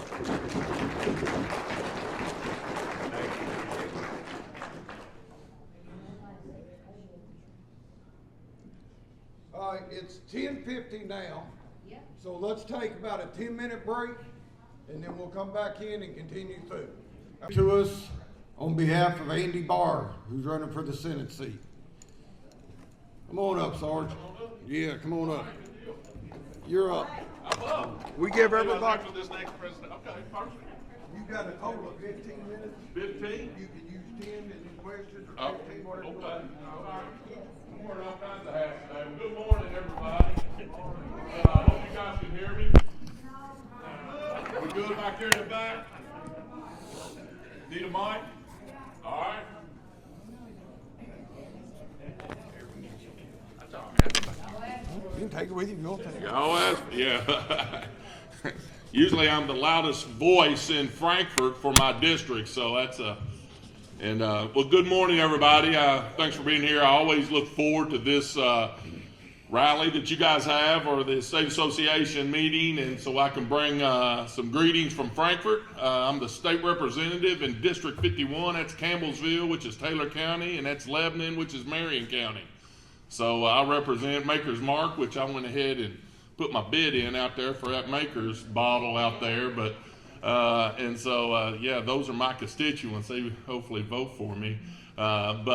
Seriously, I wanted to kind of share with you all this morning kind of what's going on in Frankfurt a little bit, and then touch base on some of the things that I personally think that might work in what you guys bring to the table. I know Dave comes to Frankfurt quite often, others here to kind of share what your all's concerns and needs and things, and making sure we protect the freedoms that you guys and we all live by. And that's our ultimate goal, and that is to make Commonwealth of Kentucky a better place to live, work, and raise our families. So that being said, a couple things. Obviously, I have sponsored distracted driving, hands-free, which that's a big, big deal for you guys. And so this year we're going to change it up a little bit, and Senator Higdon is going to run it on the Senate side. We're going to start it on the Senate side. That bill number is Senate Bill 28, and that's basically put your phones down, hands-free. All right. And so that's we're going to we kind of tried it on the House side, and so we're going to flip it around a little bit and start it on the Senate side this go around. And so that is obviously, I feel like, one of your all's priority bills, and we have priority bills in Kentucky or in Frankfurt, whether it's the Farm Bureau Federation, they have priority bills. Kentucky Motorcycle Association, you guys have priority bills, and I feel like in talking to your representatives that that's one of the biggest priority bills that we have.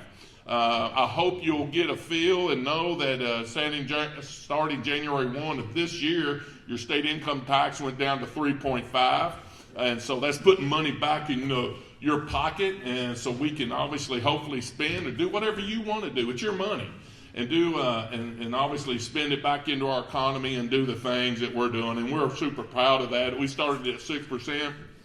We're now down at 3.5. Our ultimate goal is to get to 0, but the good news is we're chiseling it down. We've got a trust fund over here for the rainy day, And I'll give you a perfect example. We wrote a check when the flood happened up in eastern Kentucky and those type of things. And we wrote a check. We didn't rob Peter to pay Paul. Okay? And so that is good, sound business, I think, that we're trying to get accomplished up there. So that's happening right now. We have filed over 400 bills in the House side of things. On the Senate, it looks like they've filed over 100 at this point in time. We've only got into it for 2 weeks, and so already we're kind of, again, just starting that whole process. Committee meetings are starting and those type of things. So yeah, we talked about putting our phones down at Senate Bill 28. One of the things that I have filed this year, and it may pertain to you guys, but just giving an example, it's House Bill 142. What that is doing is basically we're trying to look, and we're getting feedback from our farmers and from our insurance companies about the overpopulation of deer. And so we're looking at doing that and seeing how we can downsize maybe the doe population. We had our caucus retreat in Paducah. I counted over 60 carcasses, and then I quit counting, down Western Kentucky Parkway. And literally, one of the insurance companies said that they spent $67 million just on deer claims. Now, I don't know with you guys riding the roads of the Commonwealth whether or not deer is an issue for you guys. Okay, it's good to know. And so that's kind of, we're trying to look at that sort of thing and obviously find some incentive for people to go and hunt does. One of the things that I'm pretty passionate about, since I am the bill sponsor, is to take that meat that is being killed, so to speak, and to find a way and process it for those who are hungry. Whether it's Hunters for Hunger, whether it's Feeding America, and those type of things. So again, we're trying to obviously, hopefully downsize a problem that our farmers and then obviously on the road is being, but also take that and turn that, you remember that old saying, take lemons and make lemonade, and hopefully in this scenario here, we can help those who need a good meal with some protein in that. So anyway, those are some things that are going on. Let me kind of look through here. I'm also, just for me personally, House Bill 333, one of the things in our interim season is our task force.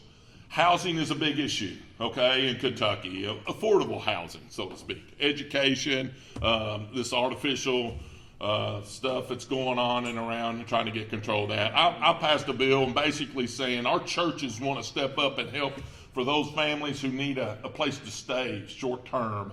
My bill basically says that a church, a faith institute, can take some property that they have, renovate it and do, and kind of bypass the permits and the red tape that you typically have to go through to help that process happen a little better and a little easier. So nothing other than just kind of reaching out and saying, hey, these churches want to help, and let's find an easier way to get through the process so they can provide that affordable housing. With that being said, any questions as far as during the session here? And again, we're just getting started. There's a lot of PIP reform acts, and there's a lot of different things that are moving around, but I'll take a few questions, and then I want to finish up on one other thing I wanted to bring to the table today. Yes, sir, Dave. Senate Bill 28, which is the utmost important to us, we're getting killed by these people that are not driving and they're killing. But not just motorcyclists, but everyone. It's been ignored. But anyway, we feel like we've got a real strong chance of making it go through the Senate, but of course then it's going to have to go to the House. Tell us anything about what we're looking at when we get to the House, or will the bill get called? Great question. We're going to get real busy. As you well know, I have sponsored it on the House side for 2 sessions. We never could even call Never could even get it to the floor, or even obviously to a committee. What can we do to make sure we put pressure on? Well, I know the speaker. Yes. Obviously, they've heard your voice, and we just got to keep saying it. We just got to keep it up and making sure they understand how important that's a priority for all of us. For all of us. It's the leading fatality factor in the state of Kentucky, and that is distracted driving. We know that, but we have no data to back it up. We don't have data, it's not in the accident reports, I don't guess if they were distracted, we don't know. So the chairperson of transportation is the sponsor this year on the Senate side. I understand. Senator Jimmy Higdon is going to be our sponsor and going through that process. So I don't know. To answer your question, I would love to say it will be heard on the House side, but there's obviously, Dave, there's a few little hurdles that they're hung up on for whatever reason. And usually it's freedom and doing, when we talk about distracted driving, do we talk about whenever I'm eating, spilled some coffee on me accidentally and I'm distracted? There's a lot of things and discussions that are coming involved in that side of things. And so what's the definition of distracted driving? So all we're saying is now, put your phones down. All I'm saying is there's technology and things like that you can have a conversation if that's what you want to do, but not have it in your hand. Okay? And so that is now the kind of the route we're trying to take in making sure that it is not in your hand. You've got both hands available to drive and stay focused. And, obviously, as we're driving, we've always had conversations. But that being said, me having it here, driving and looking down at my phone and checking out my text message and whatever else that's going on, that is why we are where we're at. Well, we intend to light up the switchboard. I guarantee it, you always have. And we appreciate that. You have that right. We want that to happen, okay?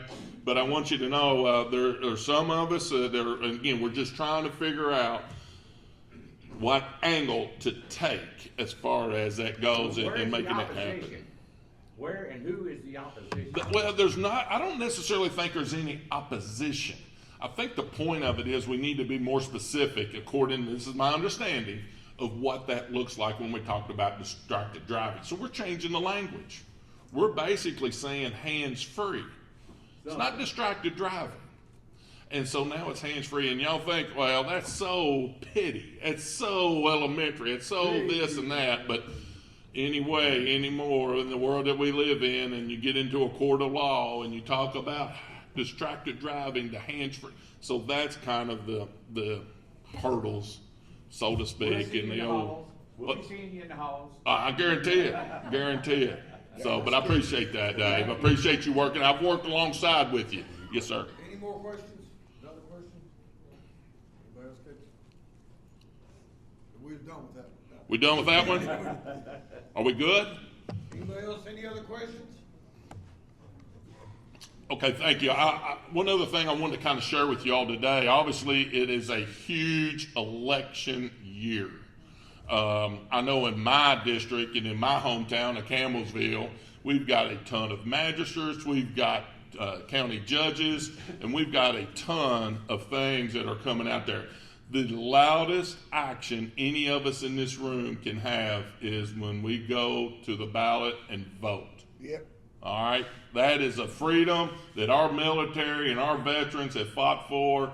And dadgummit, let's go to the polls and vote for who you think needs to be elected in that situation. Okay?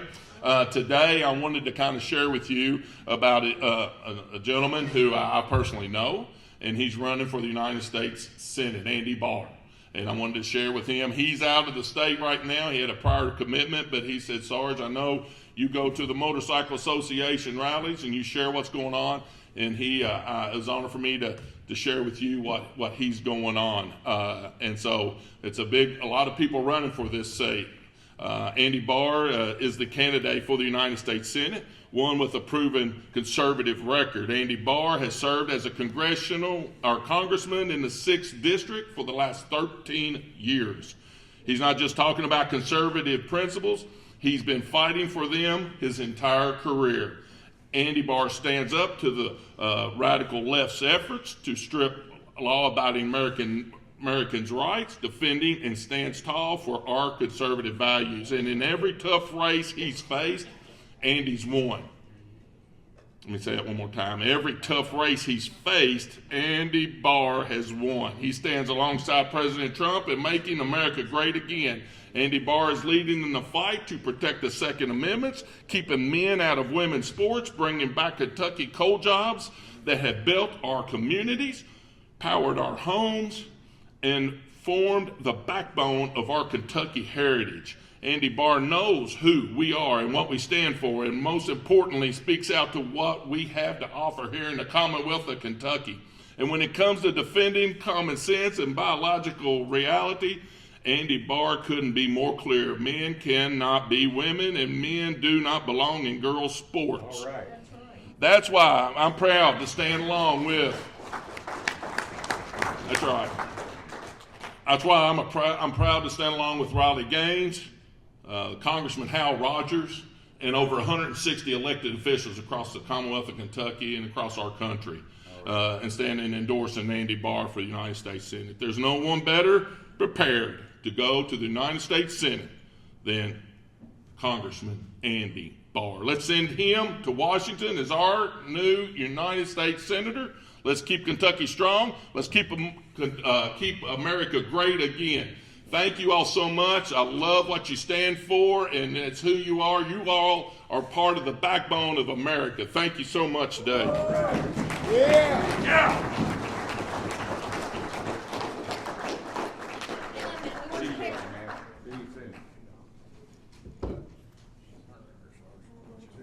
Oh, yeah. This year's shirt. You got your glasses?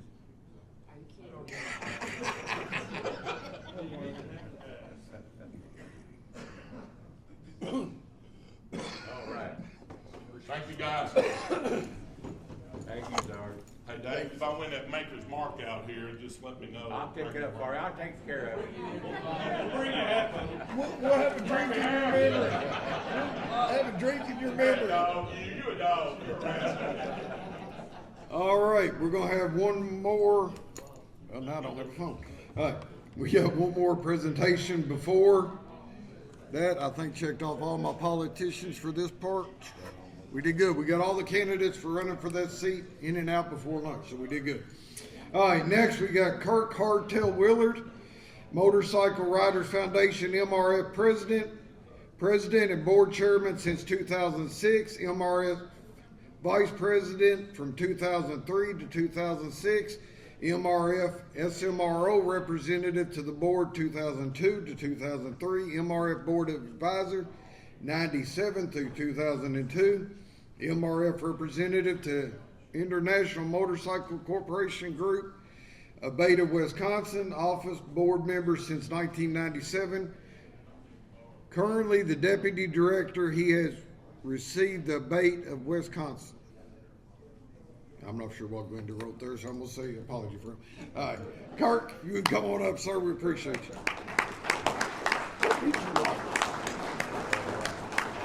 I think you left some words out. I think all that means is I've been doing this a long time. That's it. What about any personal life? You don't have Don't one. have one. No, haven't been home this year yet. So my name is Hardtail. I'm a motorcycle addict. Oh.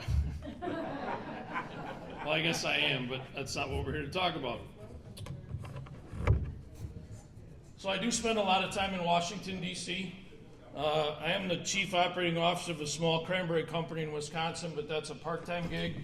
Restoring old motorcycles is my other part-time gig. And then I do this, 30-some weekends a year. I will say this is my 48th state that I've been able to speak in now. Jay Jackson always tried to take it away from me, so this year I said it's my turn, I'm going. So if anyone wants to send me to Hawaii to speak, that's one of the only 2 states left. I got a contact there. I need one. And I will say, coming here, I don't spend a lot of time in Kentucky. I've hunted here a few times. But I will say I was on every road in the state of Kentucky to get to this place. So are we. You can't get here from here, I'm telling you. Okay, so we'll talk about what's going on in Washington, D.C. It's a pivotal year. 2026 is going to be one of the most important years for motorcyclists in a long time, probably since the federal helmet repeal in 1995. Everything good, everything bad can happen through the highway bill, and the highway bill is now, okay? And you'll learn later where Kentucky, you're going to get some homework today before this is over. We've had 2 hearings already on motorcycle-specific initiatives. Pretty rare, right? It's hard to get our stuff talked about, especially in hearings, right? Normally, we try to put our stuff in big bills, like the highway bill, the funding bills, the appropriation acts, right? We bury ourselves on page 37 of 600 and some pages, and they often leave us alone. That's a strategy that we use because, again, with all the things going on in the world and all the politics dysfunction, right? Anybody notice Washington, D.C. is a little dysfunctional right now? No. Yeah. So getting a standalone hearing on our stuff is pretty difficult with all that going on. Well, I'll tell you, speaks to our importance and our influence in this from this movement. We got 2 hearings already, okay? The highway bill we talked about, we will see a draft of the highway bill. I put in here the first quarter. I wrote this right around the first of the year. I think we're going to see the first draft of the highway bill within the next 2 weeks. That will be the earliest highway bill in the 24 years that I've been chasing highway bills. Okay, every 6 years one comes up, but you chase them for about 2 years to get to that 6th year. Okay, so this is really early for us. Now, the reason that the highway bill, we'll talk about it, but I'll get there quickly.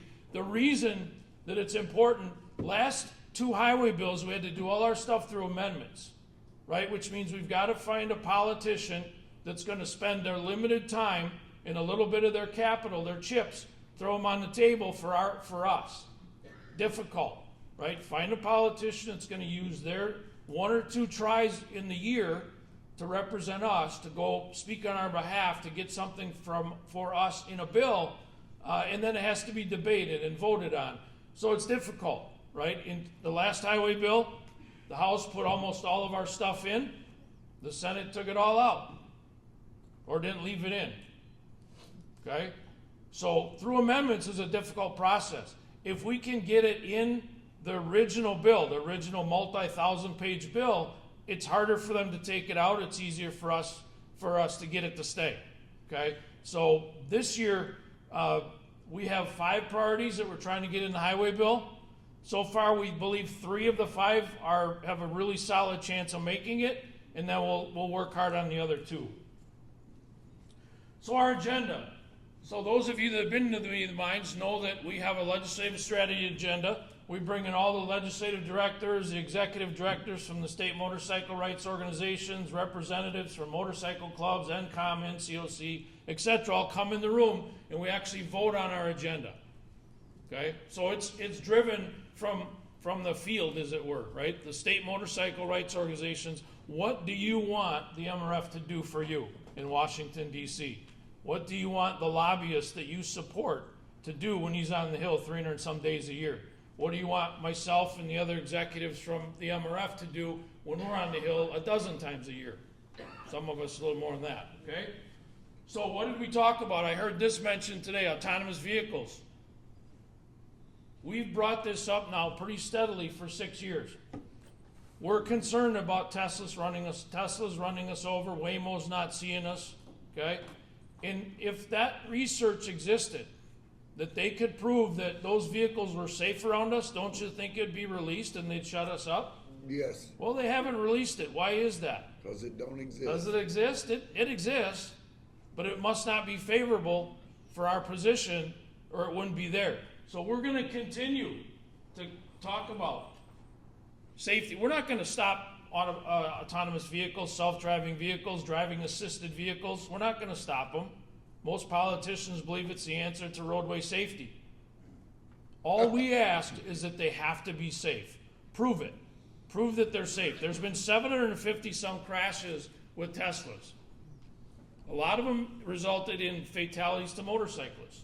So there is proof, undeniable proof. NHTSA's tracking it, right?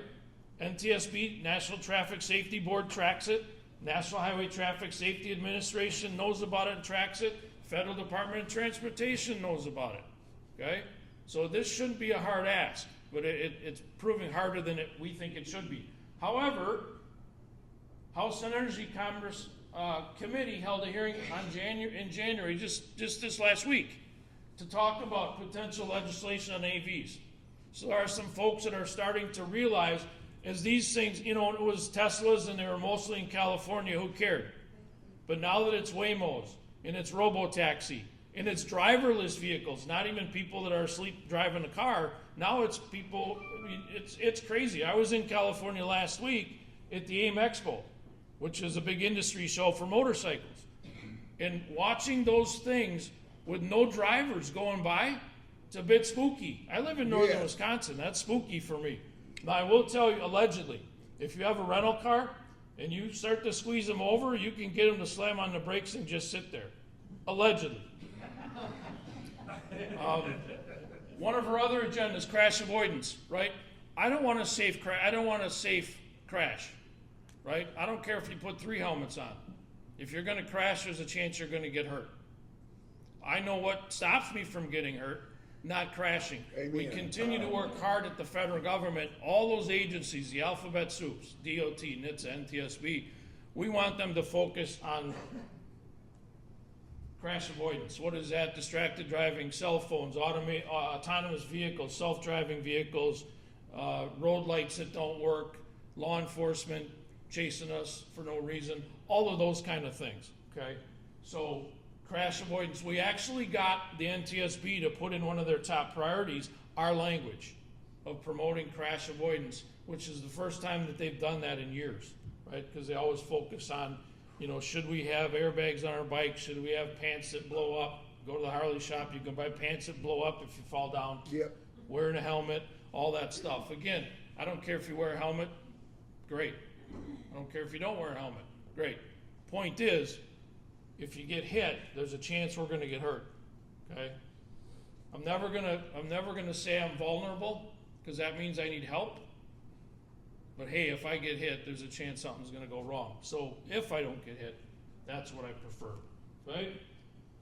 So that's been part of our agenda since 1997. It always probably will be. Data recording, we continue to have concerns about black boxes. Okay?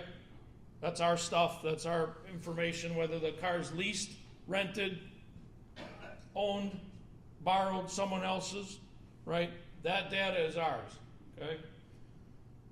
Definition of a motorcycle. Our motorcycles, do they look like they used to?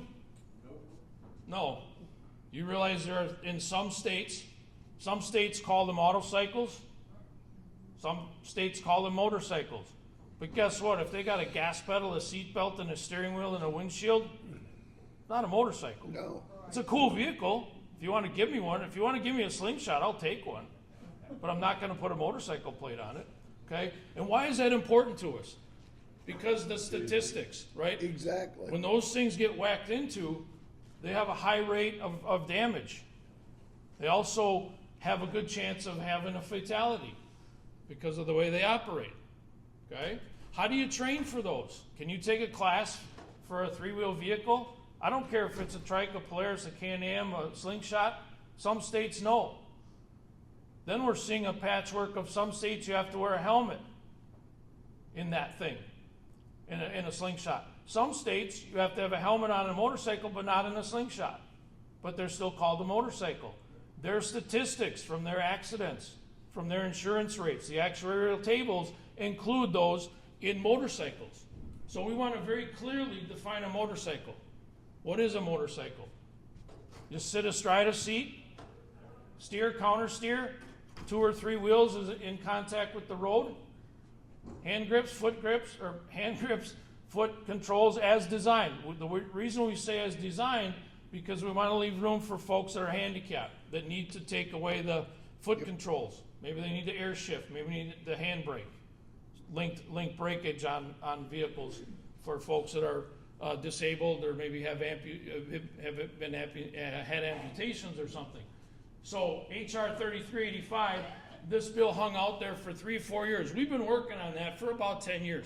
The reason it's important to us, besides the stuff I talked about, the definition of a motorcycle is nearly 60 years old. So yes, there's been changes in motorcycling in 60 years, okay?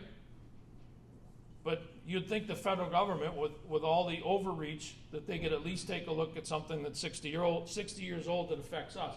Now, just this week, Derek Van Erden, who from Wisconsin, who's a former Navy SEAL, rides a motorcycle in Washington, D.C. That's all he owns. He does not own a car. In fact, he has 2 bikes in D.C., rides it to the Hill to do his job in Congress every single day. He got this introduced, and again, there's a theme here: House, Energy, and Commerce. It's going to be really important in a minute. Some of you probably already know where I'm going with this. But same committee that talked about autonomous vehicles decided to have a debate about 3385, okay? Because it's the first time it actually has been in a full committee, there was a lot of questions that we have to get back to them and answer. I will say that Harley-Davidson, several state motorcycle rights organizations, of course the Motorcycle Riders Foundation and the American Motorcycle Association are all in support of 3385. That helped, right? Say, look, Harley-Davidson, biggest maker of motorcycles in the United States, came to the table and said this was good for them as well. You can guess, it'll be interesting to see that now that Indian and Polaris have split, right? Everybody knows that Indian was sold to a private venture capitalist firm by Polaris. Indian would always oppose us on a new definition of a motorcycle because they were in the family where they made slingshots. They made autocycles. Now that they're separate, it'll be interesting to see if Indian comes to the table and helps us support 3385. We'll see. It's interesting. Some Indian dealers are keeping Polaris, and some Indian dealers are not selling slingshots, the 3-wheel backwards go-kart things. Okay? So again, cool vehicle. If you got one, I want one. You can give me yours when you don't want it anymore. But again, it'll be interesting to see, right? So we've started up a dialogue with Indian. It's run by mostly ex-Harley-Davidson executives, so it'll be interesting to see how that's going to play out. But again, it got a hearing. We're going to continue to talk about it. We want clean statistics. That's the point. We want clean statistics, and we want a clean approach in the states. Is it a motorcycle or is it not? If it's not, then you don't have to include it in motorcycle training, motorcycle statistics, and get in the helmet debate. Okay, the last thing we need is somebody saying I need to wear a helmet in a slingshot, and somehow that falls into the state needing to have a helmet law. Okay, we are going to see 3 or 4 very serious helmet law challenges in states. Okay, we've gone the other way. We haven't lost a helmet loss of a freedom of choice debate in a state since Louisiana 20 years ago. We've been successful 3 times since. Okay, Missouri, Michigan, and Florida, and Pennsylvania. We've been the most in Nebraska now 2 years ago. So we've had 5 states recently moved from a helmet law to a freedom of choice. Okay, we are going to see some hard challenges in states that's going to surprise you. Okay, Illinois is going to see a helmet law. Pennsylvania is going to see a helmet law. Wisconsin is going to see a helmet law. One of the freest states in the country is going to see a helmet law this year. Okay, so the tide's turning. Okay, emission regulations. We've been fighting those ever since I've been in this movement. Right? What is that? Emissions? What is emissions really getting after? I mean, look at the emissions inventory. When we did the Vaughan study, so the Motorcycle Riders Foundation did a Vaughan study in 1995, when they decided that motorcycles should move from Tier 1 emissions to Tier 2 emissions to Tier 3 emissions. Tier 3 emissions means no more air-cooled engines. It's impossible. Tier 2 barely makes it, okay? And then they were talking about, as you remember, some of you, color, you can do whatever you want to your motorcycles as long as you change the color and the chrome. So we came up with the color and chrome campaign, okay? And we started going after these guys. Our study, we commissioned a study. The State Motorcycle Rights Organization contributed a significant amount of money for us to hire an engineer professor from Georgetown. He came up, and this was 95 when everybody was riding their motorcycles 30, 40,000 miles a year. Everybody in the world was riding some kind of weird chopper, you know, American Chopper, American Iron Horse, the Orange County guys, right? All those shows were on TV. There was 300 motorcycle companies making bikes, okay? What were they really trying to get at? Because the emissions we contributed in 1995 was 1/3 of an inch on a football field. Let me say it again. 1/3 of an inch on a football field. In American football, that's 100 yards. In real football, that's 120 yards. Some of you call it soccer. Okay? So 120 yards. And that's back then. How many people ride the same amount of miles today as they did in 1995? I'm seeing motorcycles traded into my dealership that are 10 years old with 1,500 miles on them. Yep. Okay, they used to have 40, 50, 60,000. So we're probably millimeters on a football field, not 1/3 of an inch. Okay, maybe a couple millimeters. So what is that getting at? Couple of things. One, it goes after our sound, okay?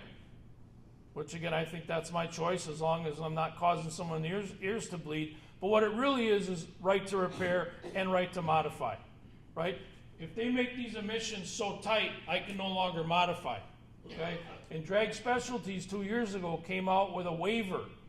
If you were going to buy a motorcycle part in your shop from Drag Specialties, you had to sign a waiver saying you would guarantee that that wasn't going to be put on an on-road motorcycle, a licensed on-road motorcycle. Now the aftermarket, independent aftermarket, the MRF, the IMA, was part of the Motorcycle Riders Foundation, we lost our minds, okay? And they would do that, but it's always there, right? It's still in their catalog, they just don't make you sign it to buy their parts, okay? So we're always gonna monitor emissions, right? Not because we wanna pollute, right? Again, we're this much.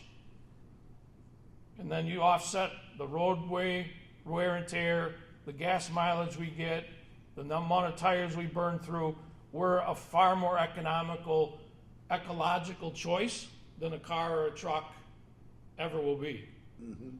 So, again, we're going to defend motorcycling when it comes to emissions so we can always repair our bikes, modify our bikes, and they don't restrict us unduly. Okay? Helmet law for the entire life of the Motorcycle Riders Foundation. We will always oppose any mandatory federal helmet law or other personal protective equipment. Okay? Airbags, blow-up pants, engine protectors, cages over our heads, which, believe it or not, has been proposed. Light-up vests, lights on our helmets, blinking lights on our helmets. So I was in Europe not too long ago, and they actually had a person with, looked like a diver suit, that if you hit the ground, it blows up, and a helmet, and honest to God, a light about this tall on top of the helmet that was blinking, like a safety light in a factory. I kid you not, okay? So, always, always, always, right? What has this whole movement been about since it started in the 60s? Freedom of choice. Freedom of choice for what we wear, freedom of choice for what we ride, freedom of choice for what we put on our motorcycles, how we repair them, how we run them, etc. Okay? Internal combustion engines. We're in a little bit of a different spot, but a few years ago, there were 17 states that signed up and put a date on a calendar and said, by this date, you can no longer sell an internal combustion engine. Chainsaws, lawnmowers, boat motors, motorcycles. 17, let me say it again, it's sobering. 17 states signed up to the California Air Resources Board law that said by a date, could be 2030, which is close, could be 2035, could be 2040, 2042, 2044, it didn't matter. But again, 17 states signed up and said, we're gonna eliminate internal combustion engines. I understand that in, hope to God not my lifetime, but in my kids' lifetime, there will be electric vehicles and they'll be the most prominent vehicle on the road. It's coming, okay? But somebody said it earlier, I think the lady from the Looney Tune lady.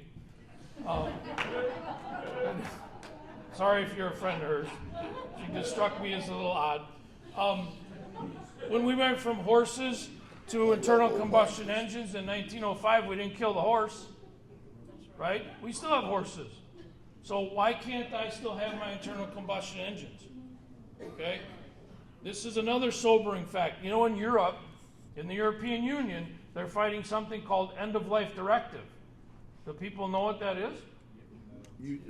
They're saying by a certain date, whether it could be, it's under debate. Is it the number of miles on the vehicle? Is it by inspection? Is it by condition, meaning it's more expensive to fix than it's worth? Or by age, you turn that vehicle in. And you give them your parts too. Now we in the United States think that can never happen. That's crazy. That's not possible. Anybody remember cash for clunkers? We already did it. We've been socialized by the United States government to turn in old stuff for new stuff for a few shekels. And we did it. A lot of people did it. And no harm, no foul if you did. Okay? But that's what we're talking about. We're in a fight for our lives in Europe because what happens in Europe often comes in the United States. So they are talking about, again, let me say it again. Is it by mileage? Is it by date? Is it by cost of repair? Or is it via inspection? What could go wrong with some guy telling you your bike's too old or not safe? Anyone ever seen a 1969 chopper? Not that safe. Okay, I got one and I think I could stop faster with my feet than the brakes. Yeah, okay? old drum, no front brake. And the parts. So I have a bunch of old knuckleheads. I've got some old WLs, got a couple panheads, and I will tell you, you'll meet me at the bridge if you think you're coming and taking my parts, okay? So there's a storm coming if they think that's going to continue. So work to ensure the survival of internal combustion engine. And get the parts to fix them, and keep the shops in business to fix them. Get the parts myself to fix my own stuff, whatever. Okay? Profiling. We're always going to work on this one, right? Sustain lobbying efforts for the passage of a resolution or legislation that promotes awareness and prohibition of motorcyclist profiling. How many people know the number 535? Okay, we don't really have a federal law enforcement when it comes to the road. We don't have a state trooper or a sheriff's association that comes and chases us down on the road, but states do, okay? So we went through the resolution process. We were 535 to 0. So by unanimous consent, so you can't get 10 politicians, even from the same party, to look outside and tell me if it's dark or light out, okay? 100 to 0, the Senate, by unanimous consent, condemned profiling of a motorcyclist in our resolution 4 years ago. The House of Representatives did it, this is federally, did it 435 to 0. I think it's 433 because there was 2 vacancies. So what does that tell you? 530 some politicians on the same week decided that profiling of a motorcyclist was wrong because of them. Now, again, when somebody calls me up and says, I was doing 110, I was doing a wheelie, I was illegally camping and the pricks profiled me. No, they didn't. You broke the law. Okay? Right. Profiling is, I'm riding my bike, I'm riding with 2 other dudes with a patch on, I'm flying some A-Bait colors, whatever, okay? And you pull me over and you want to search me and detain me. Or you want to bring additional law enforcement to monitor our parties or our runs. Or you want to take pictures of us at our poker runs or in front of our clubhouses, okay? That's not okay. This will always be one of the main things that we talk about, okay? Renewable fuels, I'm in a farm state. I don't care if you run 15% ethanol, 20% ethanol, 30% ethanol. I don't care if you grow ethanol, okay? Or grow corn for ethanol, okay? Anyone look at the front page of the manual of the Harley Davidson if you got a new one? I don't know what that looks like, but I'm sure someone does, right? You flip open the front page, what does it say? You'll void your warranty if you run more than 10% fuel. Do you know that? It's illegal. The federal government, the EPA, says it's illegal to put more than 10% ethanol in your motorcycle. How do you know that? How are the pumps labeled? Some states they're labeled with 72 labels on them. In some states, there's nothing. Right. They don't even tell you, okay?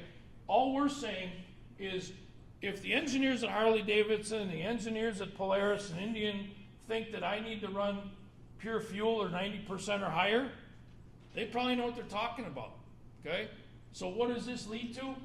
Make it available, right? If you want to sell 30% ethanol or 85, E85, whatever, that's fine. But always make sure I have at least 10%. Now, I go where there's pure gas, but in some places that's hard. South Dakota, everybody heard of Sturgis? Little rally, a couple friends go. Yeah. 500,000 people every year. You can almost not get anything higher than E85 in that state because it's a massive ethanol state. A lot of subsidies in that state, okay? So again, we're always gonna push for renewable fuels, okay? Always, always, always. And the point is, we're not making a choice. I want freedom of choice. Other people should also be able to have freedom of choice, right? We can't have it both ways, right? You get it if I get it, I get it if you get it, okay? But make sure it's available. Make sure I can get fuel that I can safely run my motorcycle with. Now, forget the new stuff. Anyone ever tried to put ethanol in a 100-year-old Harley-Davidson? You don't get to the coffee shop and back without something tearing up. Okay? Meltdown. Right to repair and modify. This is everything for me. I have a lot of old motorcycles. I got about a third as many as Chopper Charlie has. But the point is, right to repair. How many people can take a shovel head, and this is unfair because this room always raises their hand, but there's a lot of old shovel heads in garages on farms in northern Wisconsin, I'm sure all over Kentucky. You want to fix your dad's old bike up. You don't have the ability to do it. Where do you take it?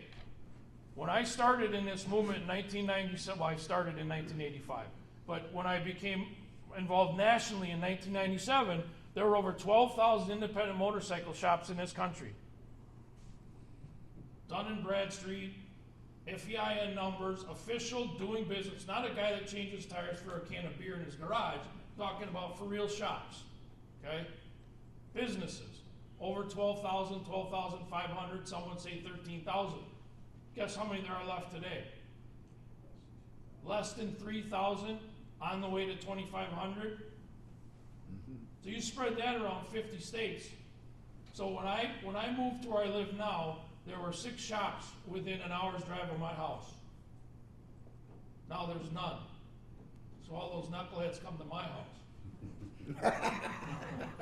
Okay? So right to repair and modify is important. Right? Yes. How are we going to keep these bikes on the road? How new bikes? I'm out. I better go fast. Right to repair and modify. Again, there was a hearing. Again, House Energy and Commerce held a hearing to discuss the Right to Repair Act 1566 last week. Vulnerable roadway user technology. I'm not vulnerable, but that's what they call it. That's what the feds call it. Okay. If you're gonna have an F-150 that blinks and the mirrors light up and the horns honk if a car goes by, does it do that if a motorcycle goes by? Treat me equally. Highway bill, top priorities we talked about, profiling, definition of motorcycle, autonomous vehicles, motorcycle advisory council, and expanding the NHTSA lobbying ban. I'll stop quickly on motorcycle advisory council. We had a council where motorcyclists would talk to the Federal Department of Transportation 4 times a year and talk about why we don't like cable barriers, why we don't like tar snakes, why we don't like steel plates and bridge repairs, why we need some grit in the paint on the roads, okay? During Obama's era, they abolished that. He didn't want anybody telling anybody in his government what to do. The next administration didn't want that either. We put the Motorcycle Advisory Council in place right at the end of the former administration. The new administration, the current administration, wiped it out and said, I don't like any of those people that got appointed under Biden's administration, so I'm going to start over. So now we're started over. It took us 20-some years to get it. We had it for about 4 months, and it got wiped out, and they brought it back. We are trying to get Vice President of the Motorcycle Riders Foundation and Executive Director of Abeta, Indiana, Jay Jackson, on that committee. He's been on it twice. We're trying to get him on. Lobbying ban during Bill Clinton's era, we said the federal government shouldn't be able to come into our states and lobby against the motorcyclists with our tax dollars. And we said all federal agencies. We were way ahead of ourselves. We were white buffaloes when we said all federal agencies. When the bill writers, so it's interesting, Congress says do something, and then there's a couple of wonks in a room that write it and decide what to say. Okay? When the bill came out, it said, well, there's no other federal agency that messes with motorcyclists. It's just NHTSA. Okay? So we've had a long time, 24 years, we've had a ban against NHTSA coming into your state and lobbying against you, whether it be helmet laws, leg protectors, or whatever. Okay? We're trying to expand it because now we know that the National NTSB, DOT, IIHS all come and try to take a piece of us. Okay? GSA, GSHA, they all come at us. So we're trying to say, if NHTSA can't do it, why can the other federal agencies do it? The highway bill doesn't have right to repair internal combustion engine or renewable fuels in it, so obviously we'll work on those outside of the highway bill. We're getting there. Roadshow, these are the places we've been. It's critically important that we get out in front of groups like yourself and make sure you're aware of what we're working on and ask for some support. Kentucky's numbers, okay? This kind of tracks for me. Kentucky has 40 MRF members, 1 state motorcyclist rights organization, that would be KMA-KBA, 5 sustaining members or organizations. There are no IMA members, so that's independent shops. No independent shops in Kentucky want to work with us. I think you guys could fix that. And there's 0 sustaining motorcycle clubs. This one's a weird one.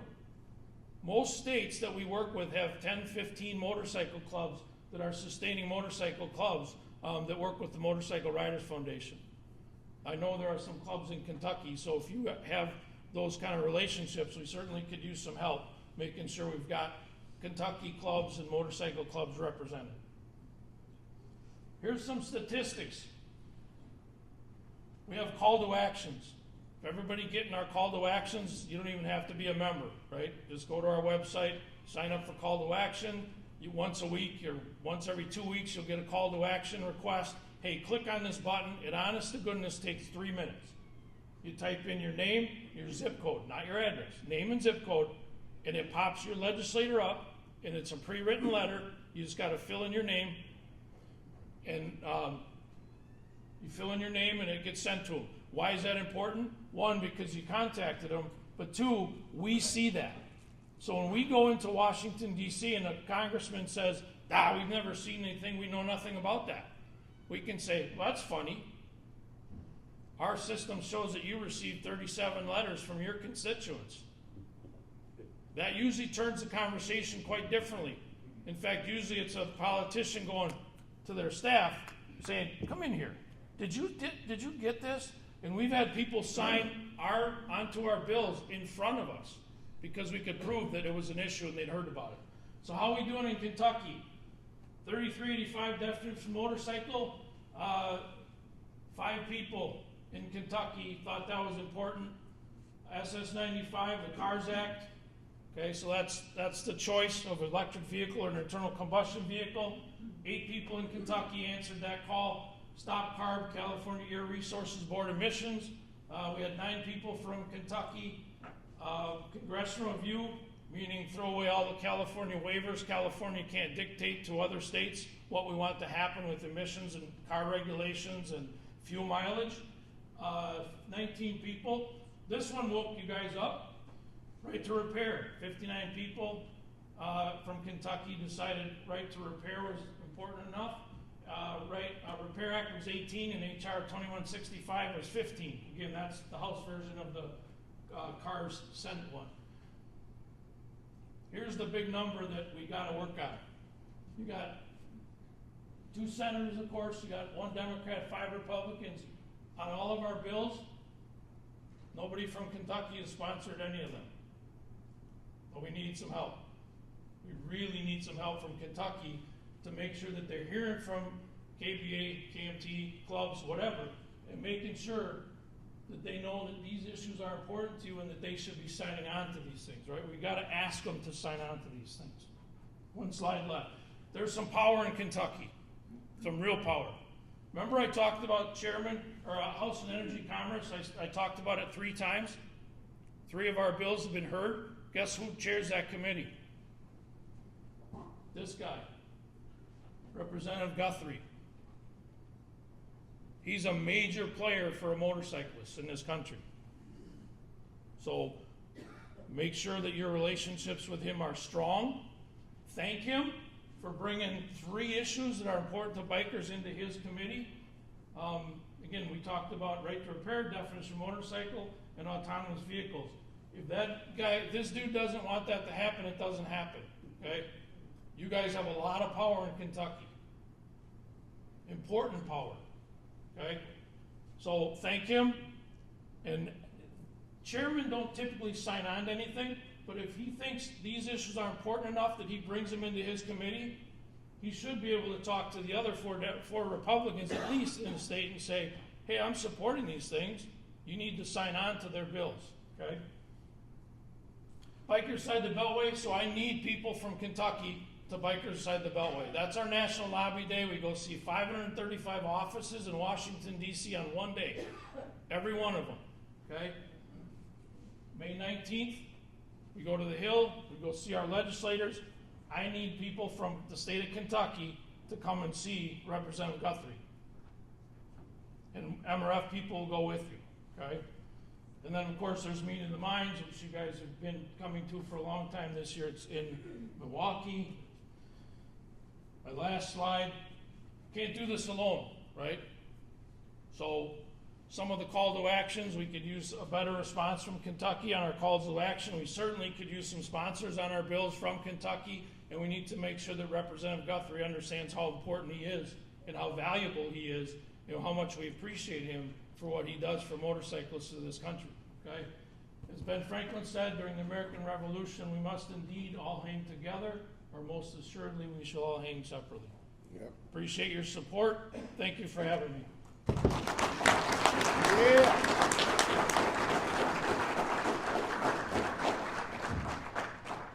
All right. Not to work in. Don't you be working in that shirt. That's when you want to get fixed up. But you can't cut the sleeves out of it. You need to run more bikes. And sorry. All right. There went the glasses again. Somebody should be keeping up with them by now. All right. Next time, good thing I know, we got Secretary of State Michael Adams coming up. All right. Good friend of the organization.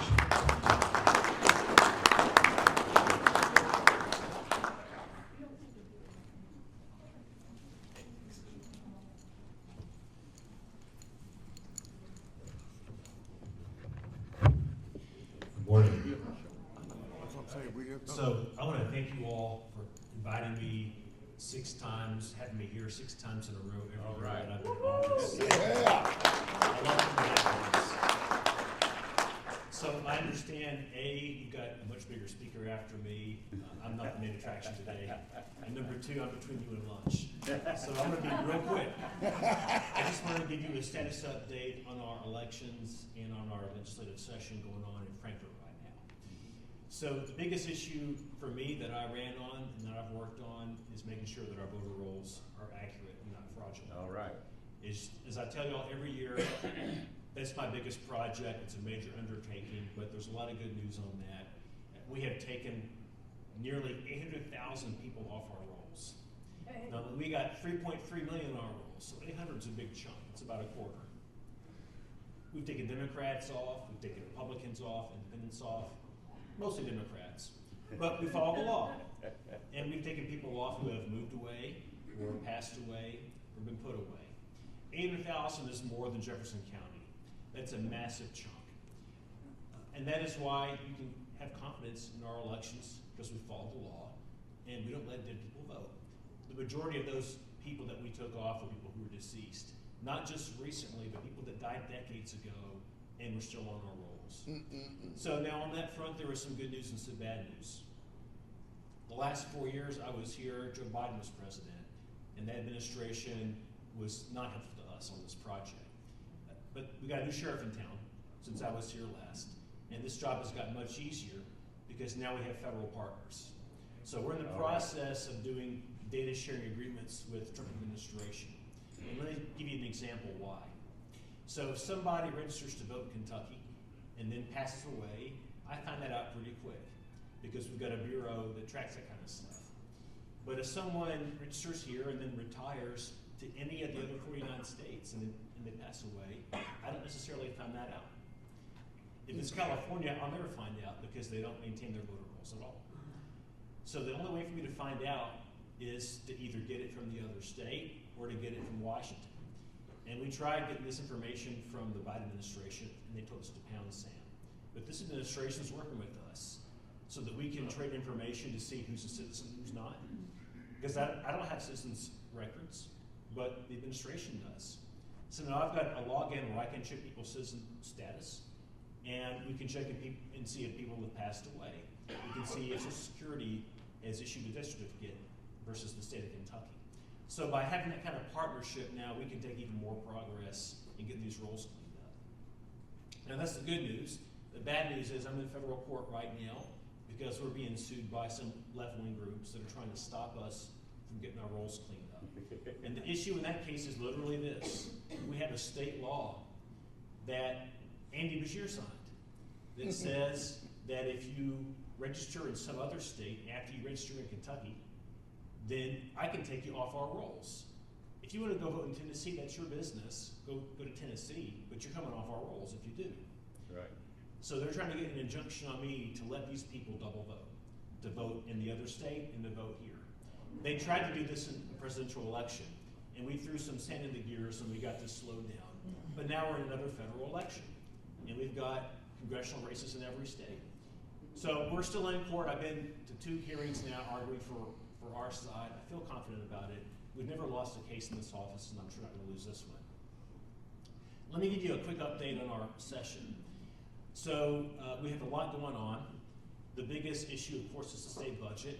That's the biggest issue in every even-yeared session is the 2-year state budget. I think this is uniquely true of this session just because we've got a decline in state revenue and we've got a decline in federal grants. And so there's going to be some probably hard decisions made by the legislature to make sure we can balance our budget. Unlike Congress, we can't print money, right? We can't run a deficit, even if it's justifiable. We just literally can't. So we have to balance that budget.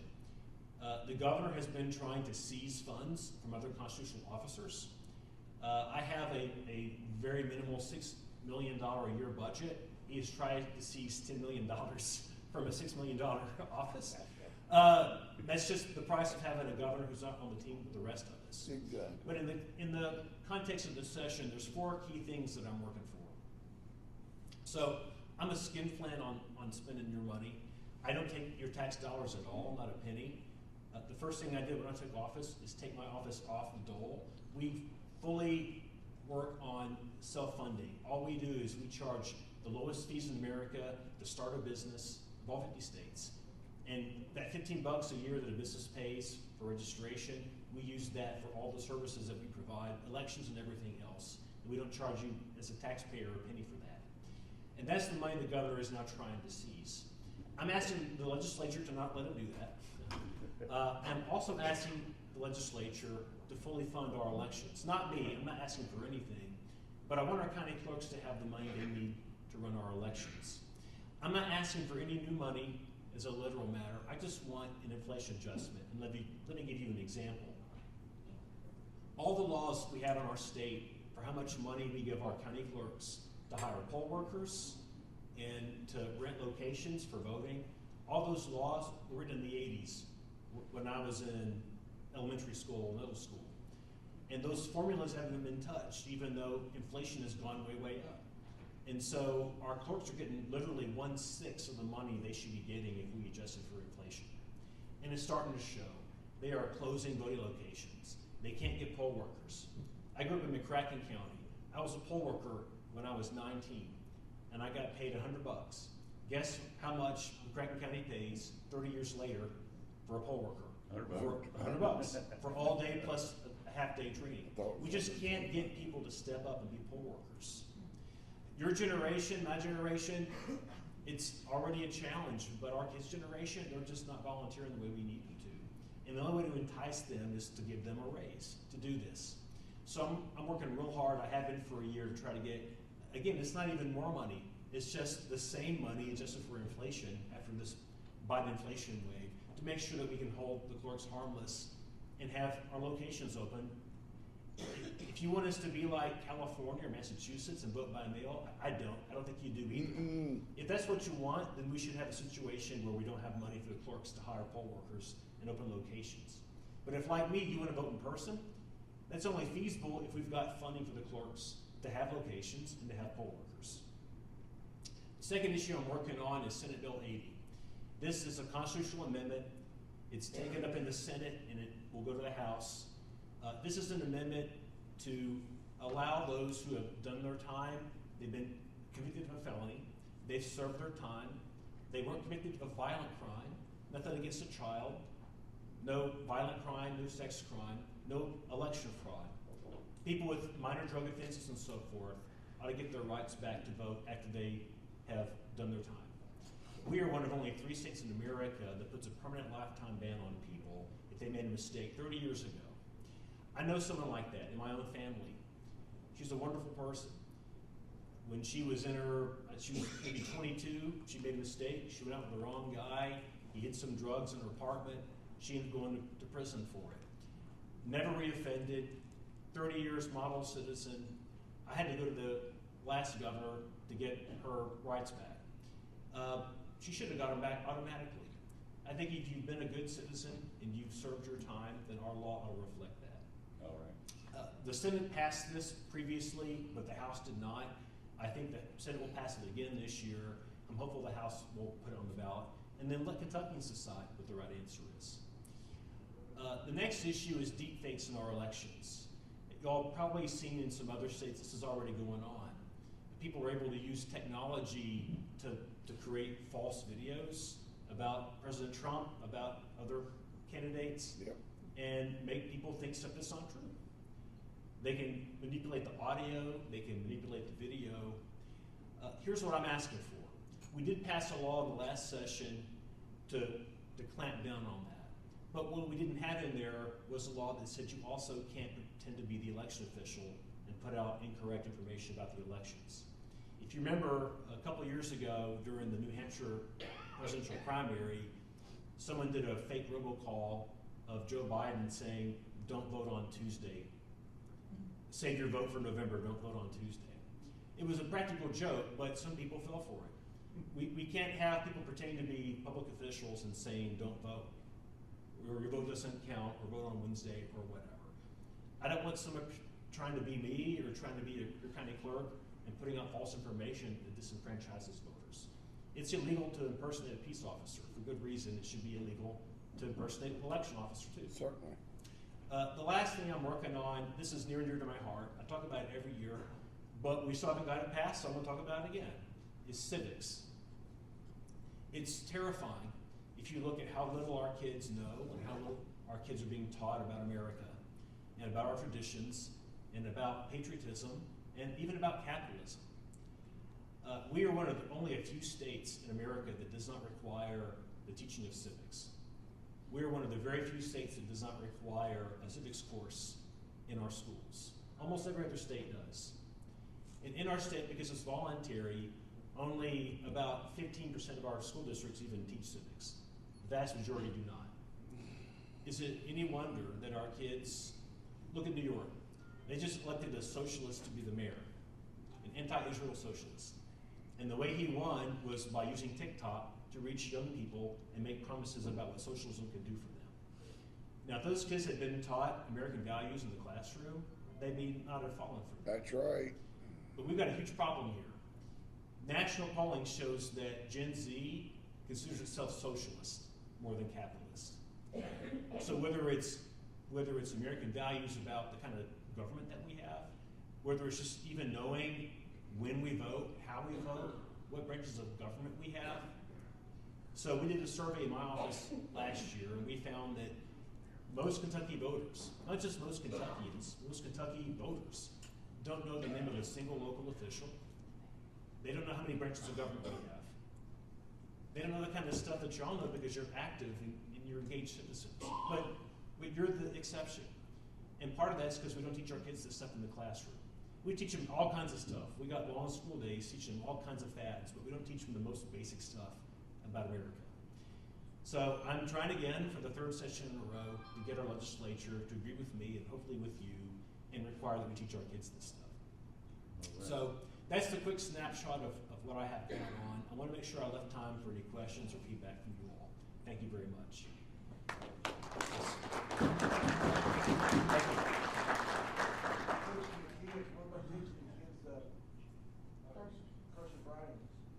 So they can't even speak the Declaration of Independence. Totally agree. Fortunately, they passed a law already on that last session. It's law now. It is in the curriculum. It's required. Yeah, but you're right. For a long time, they didn't teach it. I would just like to make a statement that the secretary is not running for office. He's not here campaigning. He's here because he's a good person. Yes. And he respects what we do and vice versa. Thank you very much. I'm right now. What we do as voters to help with your request to get more money for poll workers so we have more elections honestly. I would encourage you, if you have folks here today who are your public servants, talk to them, but call your legislator or send them an email. Just say, hey, this is real important. I want to vote. I want everyone to be able to vote, and I want us to be able to go to a close place and not to stand in a long line. That's a basic function of government, and it's being taken away. It's not through intentional suppression. It's just through neglect. Just let them know. Yeah. I grew up, we voted one day on a Tuesday. How do we vote now? So right now we have 3 early voting days plus the Tuesday. We have the Thursday, the Friday, the Saturday, and then Sunday, Monday are off, and then Tuesday. And so right now, actually, all the counties, I think all but 4 now, have sent draft plans to my office for review. We get to decide if they can use these plans or not. We're deciding if those plans provide enough access or not. My view is most voters want to vote on Tuesday, and so we got to make sure that we have enough places on Tuesday especially, and to the degree we can have every precinct open, we want that. But for people that can't vote on Tuesday, they can vote on Saturday because of their work schedule. I want them to be able to vote on Saturday. Yep. All right, thanks. Dave, I just want to touch on your felony rights to vote situation. Kentucky did pass a bill in 2019 to automatically restore non-violent offenders to vote. All you have to do is just go on the website, put your name and information in, because your rights are automatically restored, and then we'll just kick it up and tell you that you're restored, and you can register to vote. So there is no law that says that. There is, and I can show it to you. And Yeah, I'd love to see it because I'm a constitutional lawyer, but I think there's a mistake. The governor signed an executive order using pardon power to, notwithstanding the prohibition in the Constitution in Section 147, to let people who meet certain criteria vote. That's what this governor did. The governor before him retracted an order from the governor before him that said that. So what we've had is every governor from Patton forward has had a different order. So Patton had one policy, then Fletcher had a policy, then the first Bashir, then Bevin, then the second Bashir. So we've had 5 different governors with 5 different policies. My view is this should be in the Constitution. This shouldn't be up to the governor, whoever the governor is, to decide who gets to vote and who doesn't. Number 1, this is a matter of people's rights and ought to be in the Constitution. But number 2, some politician who can run for office, whether it's president or whatever, shouldn't get to decide if you get to vote or not. Right. This should be something that you decide as a voter who does and doesn't get to vote. Awesome. Going once, going twice. All right, thank you all. Thanks very much.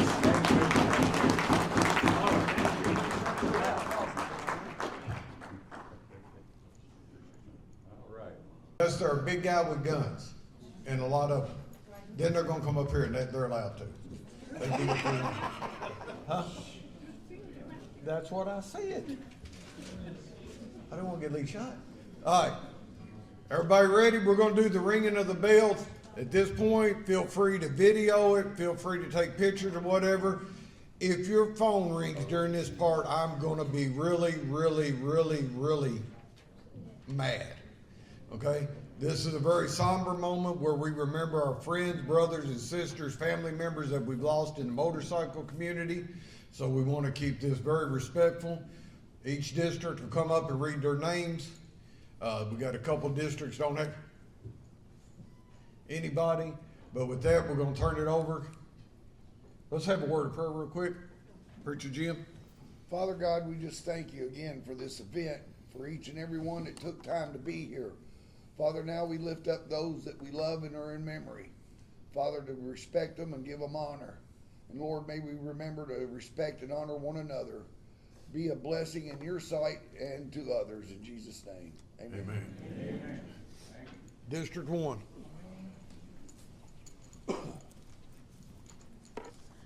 Barbara McGee. Matt Pompilio. Randall Perrigan.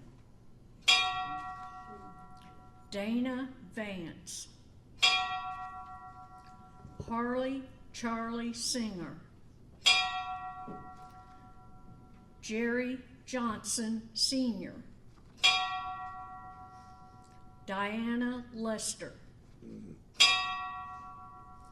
Randy Shake Nagel. Glenn Green.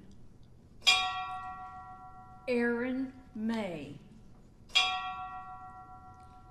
Christopher Arnold. Jason Harris. J.R. Richardson. Colonel John Aubrey. Bobby Hosplaw. Bill McCain. Billy Bones Nichols Jr. and Richard Milby.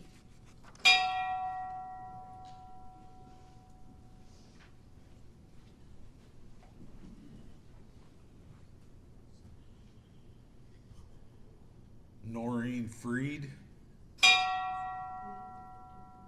Kevin Durbin.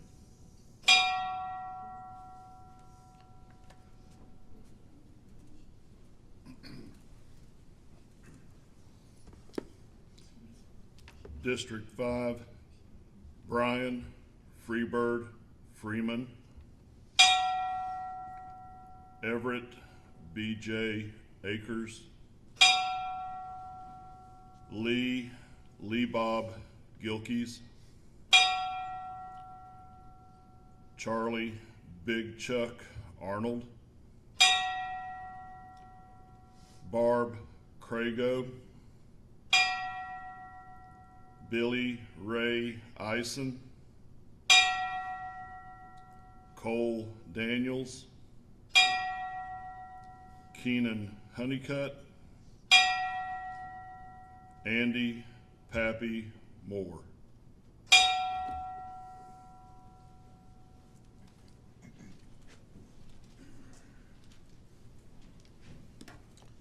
District 7, Ronald Miner. Michael McAllister. Laura McAllister.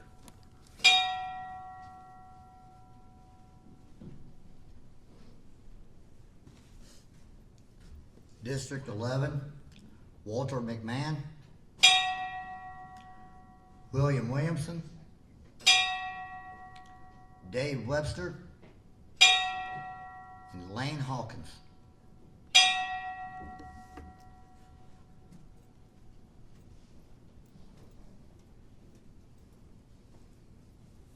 District 10, Donald Wayne Harlow.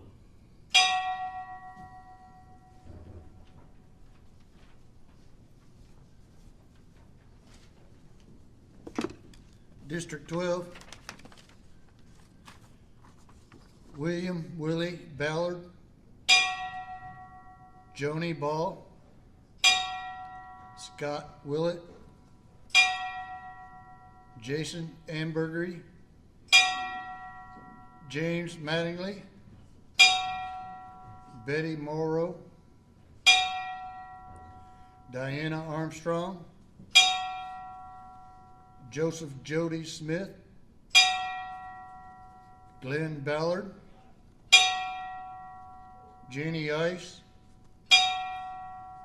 Russell Turner, Dave Wilkerson, Carlos Farrow, Danny Hall, Carl Eddie Thomas, Michael Wayne Fox, Gary Newton, Lloyd Stivers, Floyd Frog Skaggs, Michelle Weekly, Joe Greenwell, Wes Huffman, Susie Blaine, Naomi Gardner, Evanlia Yateman, Brian Martin, Thomas Tony Nally Jr., Johnny Clark, Tommy Westcott, Anthony Hardwick, John Cecil, Joshua Braden, John Sines, and Keith Mattingly.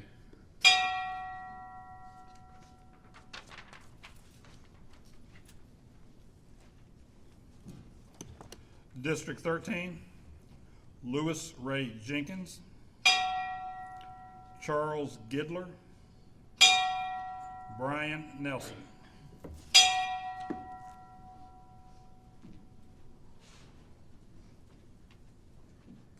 District 14, Charles Lee Culver, Tyler Hamilton, Raiden Webster, Gary Decker, Heidi Shodnick.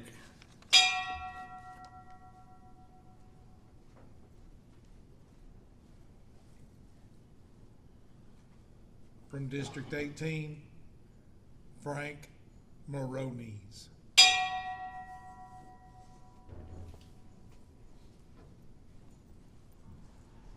May they rest in peace. Yes, amen. Was able to make a way in his busy schedule to spend some time with us.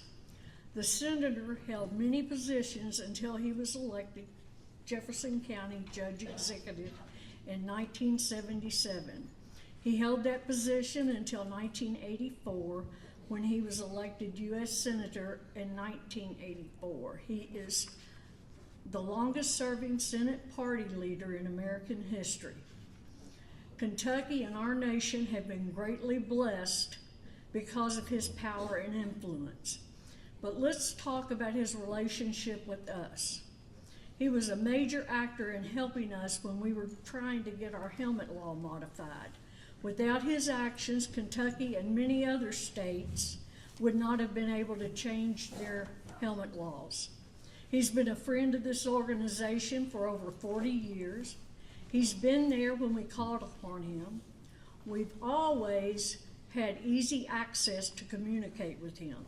We are excited that he and his wife, Secretary Chow, have come to visit with this bunch of bikers. Let's make welcome Senator McConnell.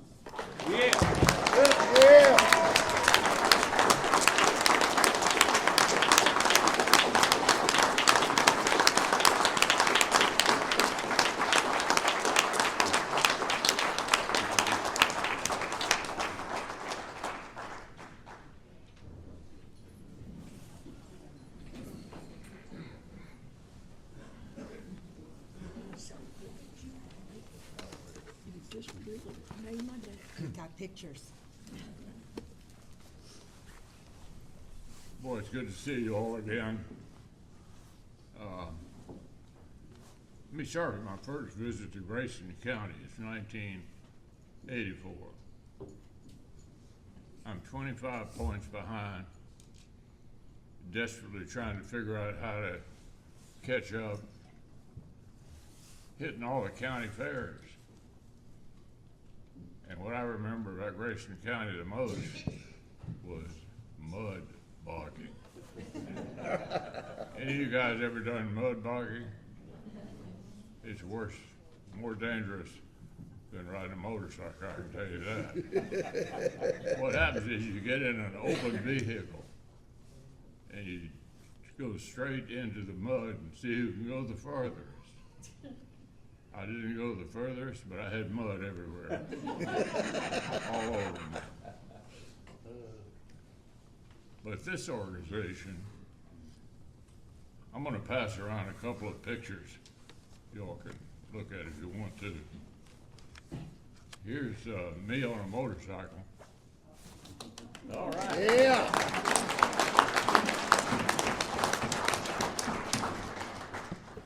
Years ago, I see some of you old enough to have been there. Were any of you there in 1996? Raise your hand. Ben Nighthorse Campbell. Yes. Who was a senator from Colorado and a biker, was the draw that got you there. He just passed away this week at age 90. So riding a bike is good for you, health as well. And Lane was there too. I can't remember whether we got her on a bike or not, did we? Yes, I got a picture of it. So, hey, honey, you want to pass it?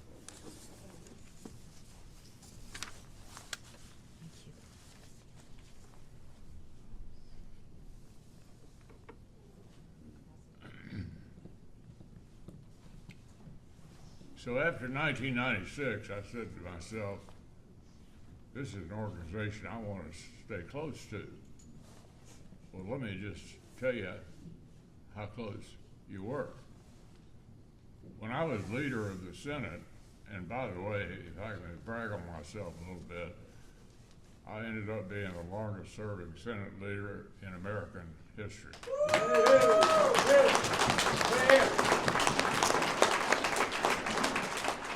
Well, one of the bad things about being a leader is you get a lot of attention you don't want. And our house in Louisville is pretty near the street. And it's got kind of a short front yard. And everybody knows where we live, including those who do not wish me well. So this would happen off and on. Over the years, there'd be people in my front yard screaming and hollering and upsetting the neighbors. And some of you guys would be coming up, motorcycling up, and introducing yourself to these snotty-nosed 20-year-old kids. They disappeared almost immediately. So I owe you a thank you for showing up when I needed you. Going back to the beginning, I remember, any of you ever been to Fancy Farm? Sure. Yeah. Back in '84, the state was almost totally Democratic. But you were supposed to show up at Fancy Farm, and I did. On the Republican side, there was me and some county chairmen, and that was it. On the Democratic side, there was governors, former governors, senators, congressmen, county judges, county commissioners. That side was packed. This year when I went down there, our side was packed. And on their side, they managed to get the mayor of Mayfield to show up. And that was it. So times have changed a lot. But going back to 84, to just give you a sense of how challenging the situation was, I remember we had a meeting before Fancy Farm. I was 25 points behind. My consultant is somebody you've seen the work of for many years. It was Roger Ailes who started Fox News for Rupert Murdoch. He was my consultant, thank God. So I looked at Roger and I said, we're 25 points behind. 25 points behind. It's August. Is this race over? Well, he said, it ain't over, but I can never recall anybody coming from this far behind this late. I said, well, maybe we ought to run a few positive commercials. He said, well, your family will like it. Your friends will like it. And maybe you can run again someday. You got the message. We had the fire huddles. So we went negative everywhere, radio, TV. How many of you remember the Bloodhound ads? The Bloodhound ads not only took over Kentucky, they ended up being talked about all over the country.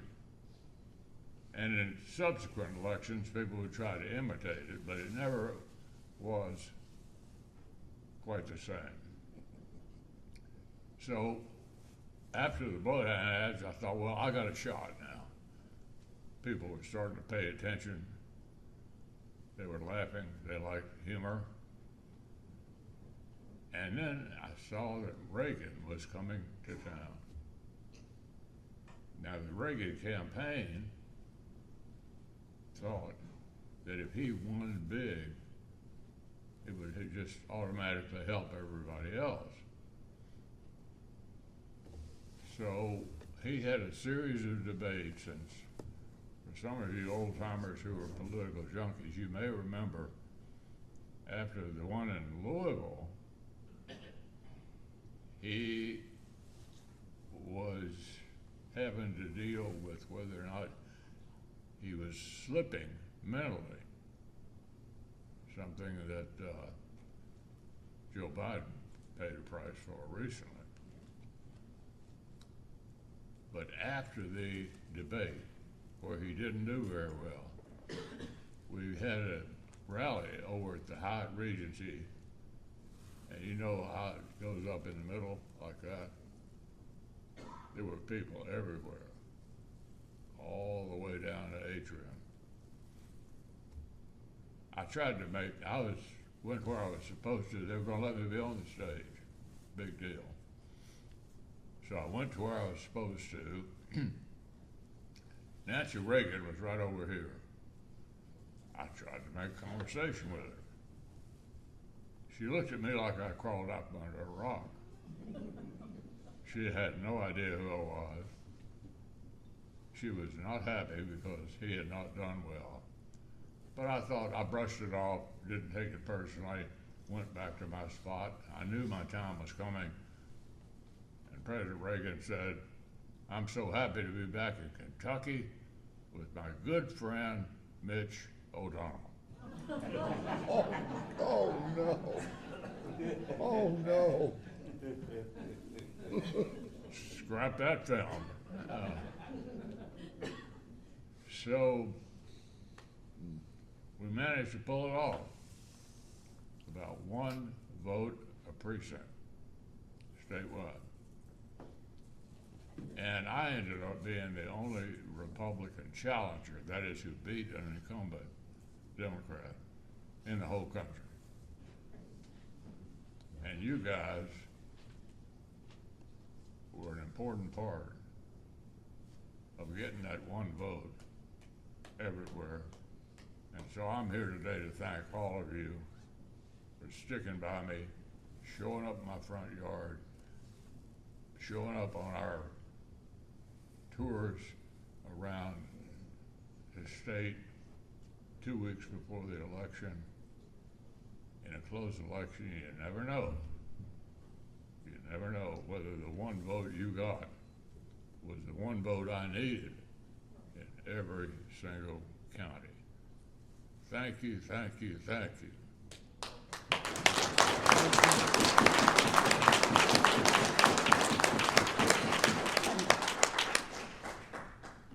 Can I ask you something? My name is Debbie Alford. I'm from Bowling Green, Kentucky. Do you remember back about 35, 36 years ago, you sent out letters to, my daughter was born. There was a letter and a coin, and I still have it. That's when I first heard about you. And I still have that letter and that coin. Thank you. All right.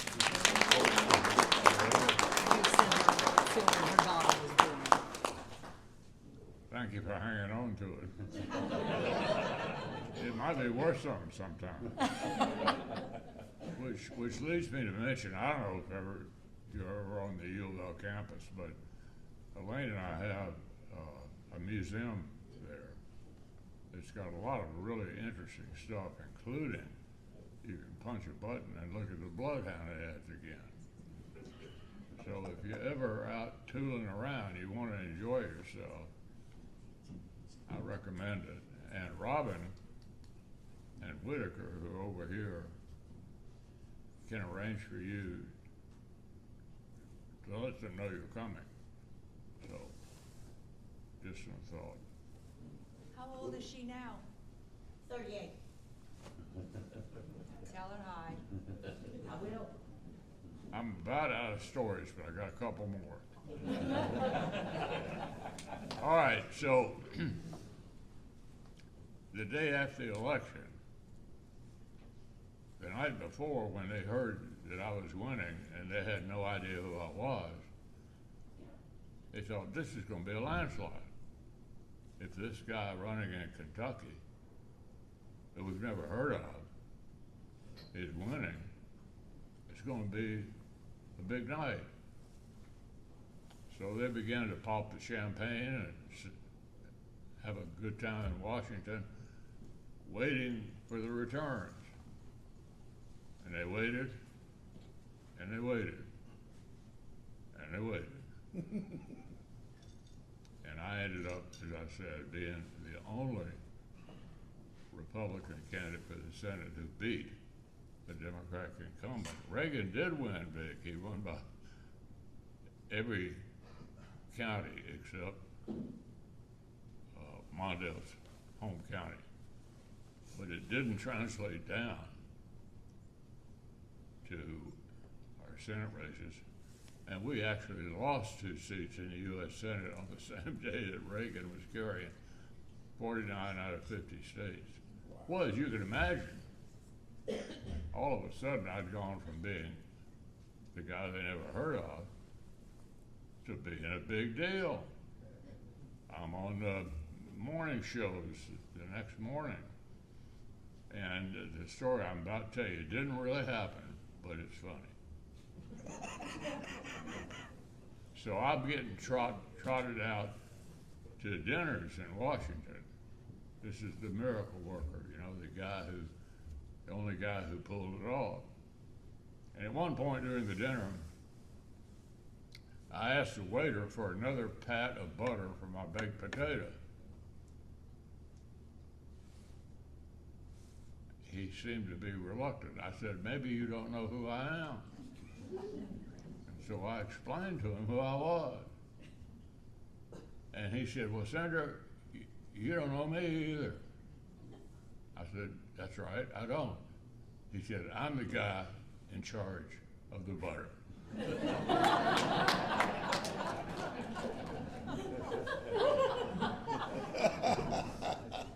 Okay, so I finally get sworn in. We we don't do everything by seniority. Some things we do, including the location of your desk on the Senate floor. And as you can imagine, since I was last, I was all the way over in the corner where the light's not even very good. So Bob Dole, who was the majority leader, one day said, okay, let's all sit where we're supposed to. We usually don't, but sit where you're supposed to. There I was, over in the corner where the light wasn't even very good. I looked around the room, everybody seated where they were supposed to, and I said to myself, none of these people are ever gonna die, retire, or be defeated. Well, I noticed that Bob Dole had the best seat. And that's a seat that doesn't go by seniority. It goes because your colleagues have picked you to be their leader. And we do that every 2 years. So thanks to the people of Kentucky, I was 7-0 here. And thanks to my colleagues, I was 9-0 there. Undefeated, here to thank you so much for sticking with me in the grim days and in the hallowed days. Thanks a lot.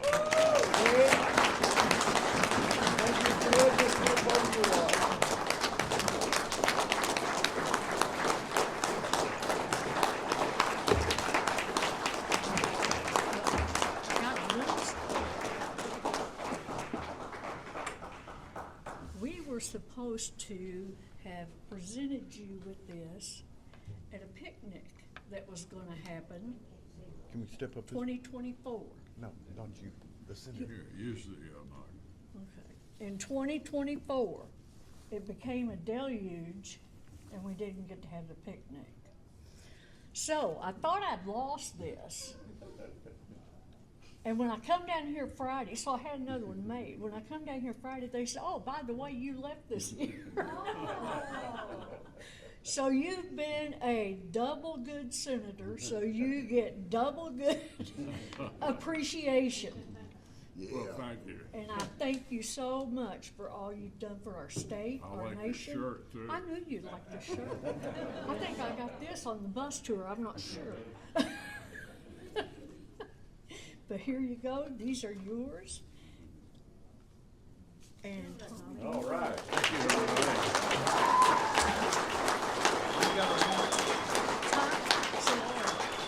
I also have a little something for Madam Secretary. We love you, we appreciate you. We're so glad to have you. Thank you. We have you. Sure. Oh my gosh. Get it up. All right.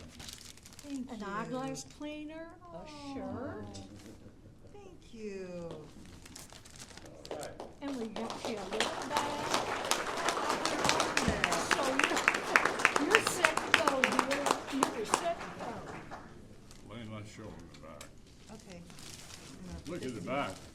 You can also recognize these folks from their fellow freedom fighters. That's right. All right. Yeah.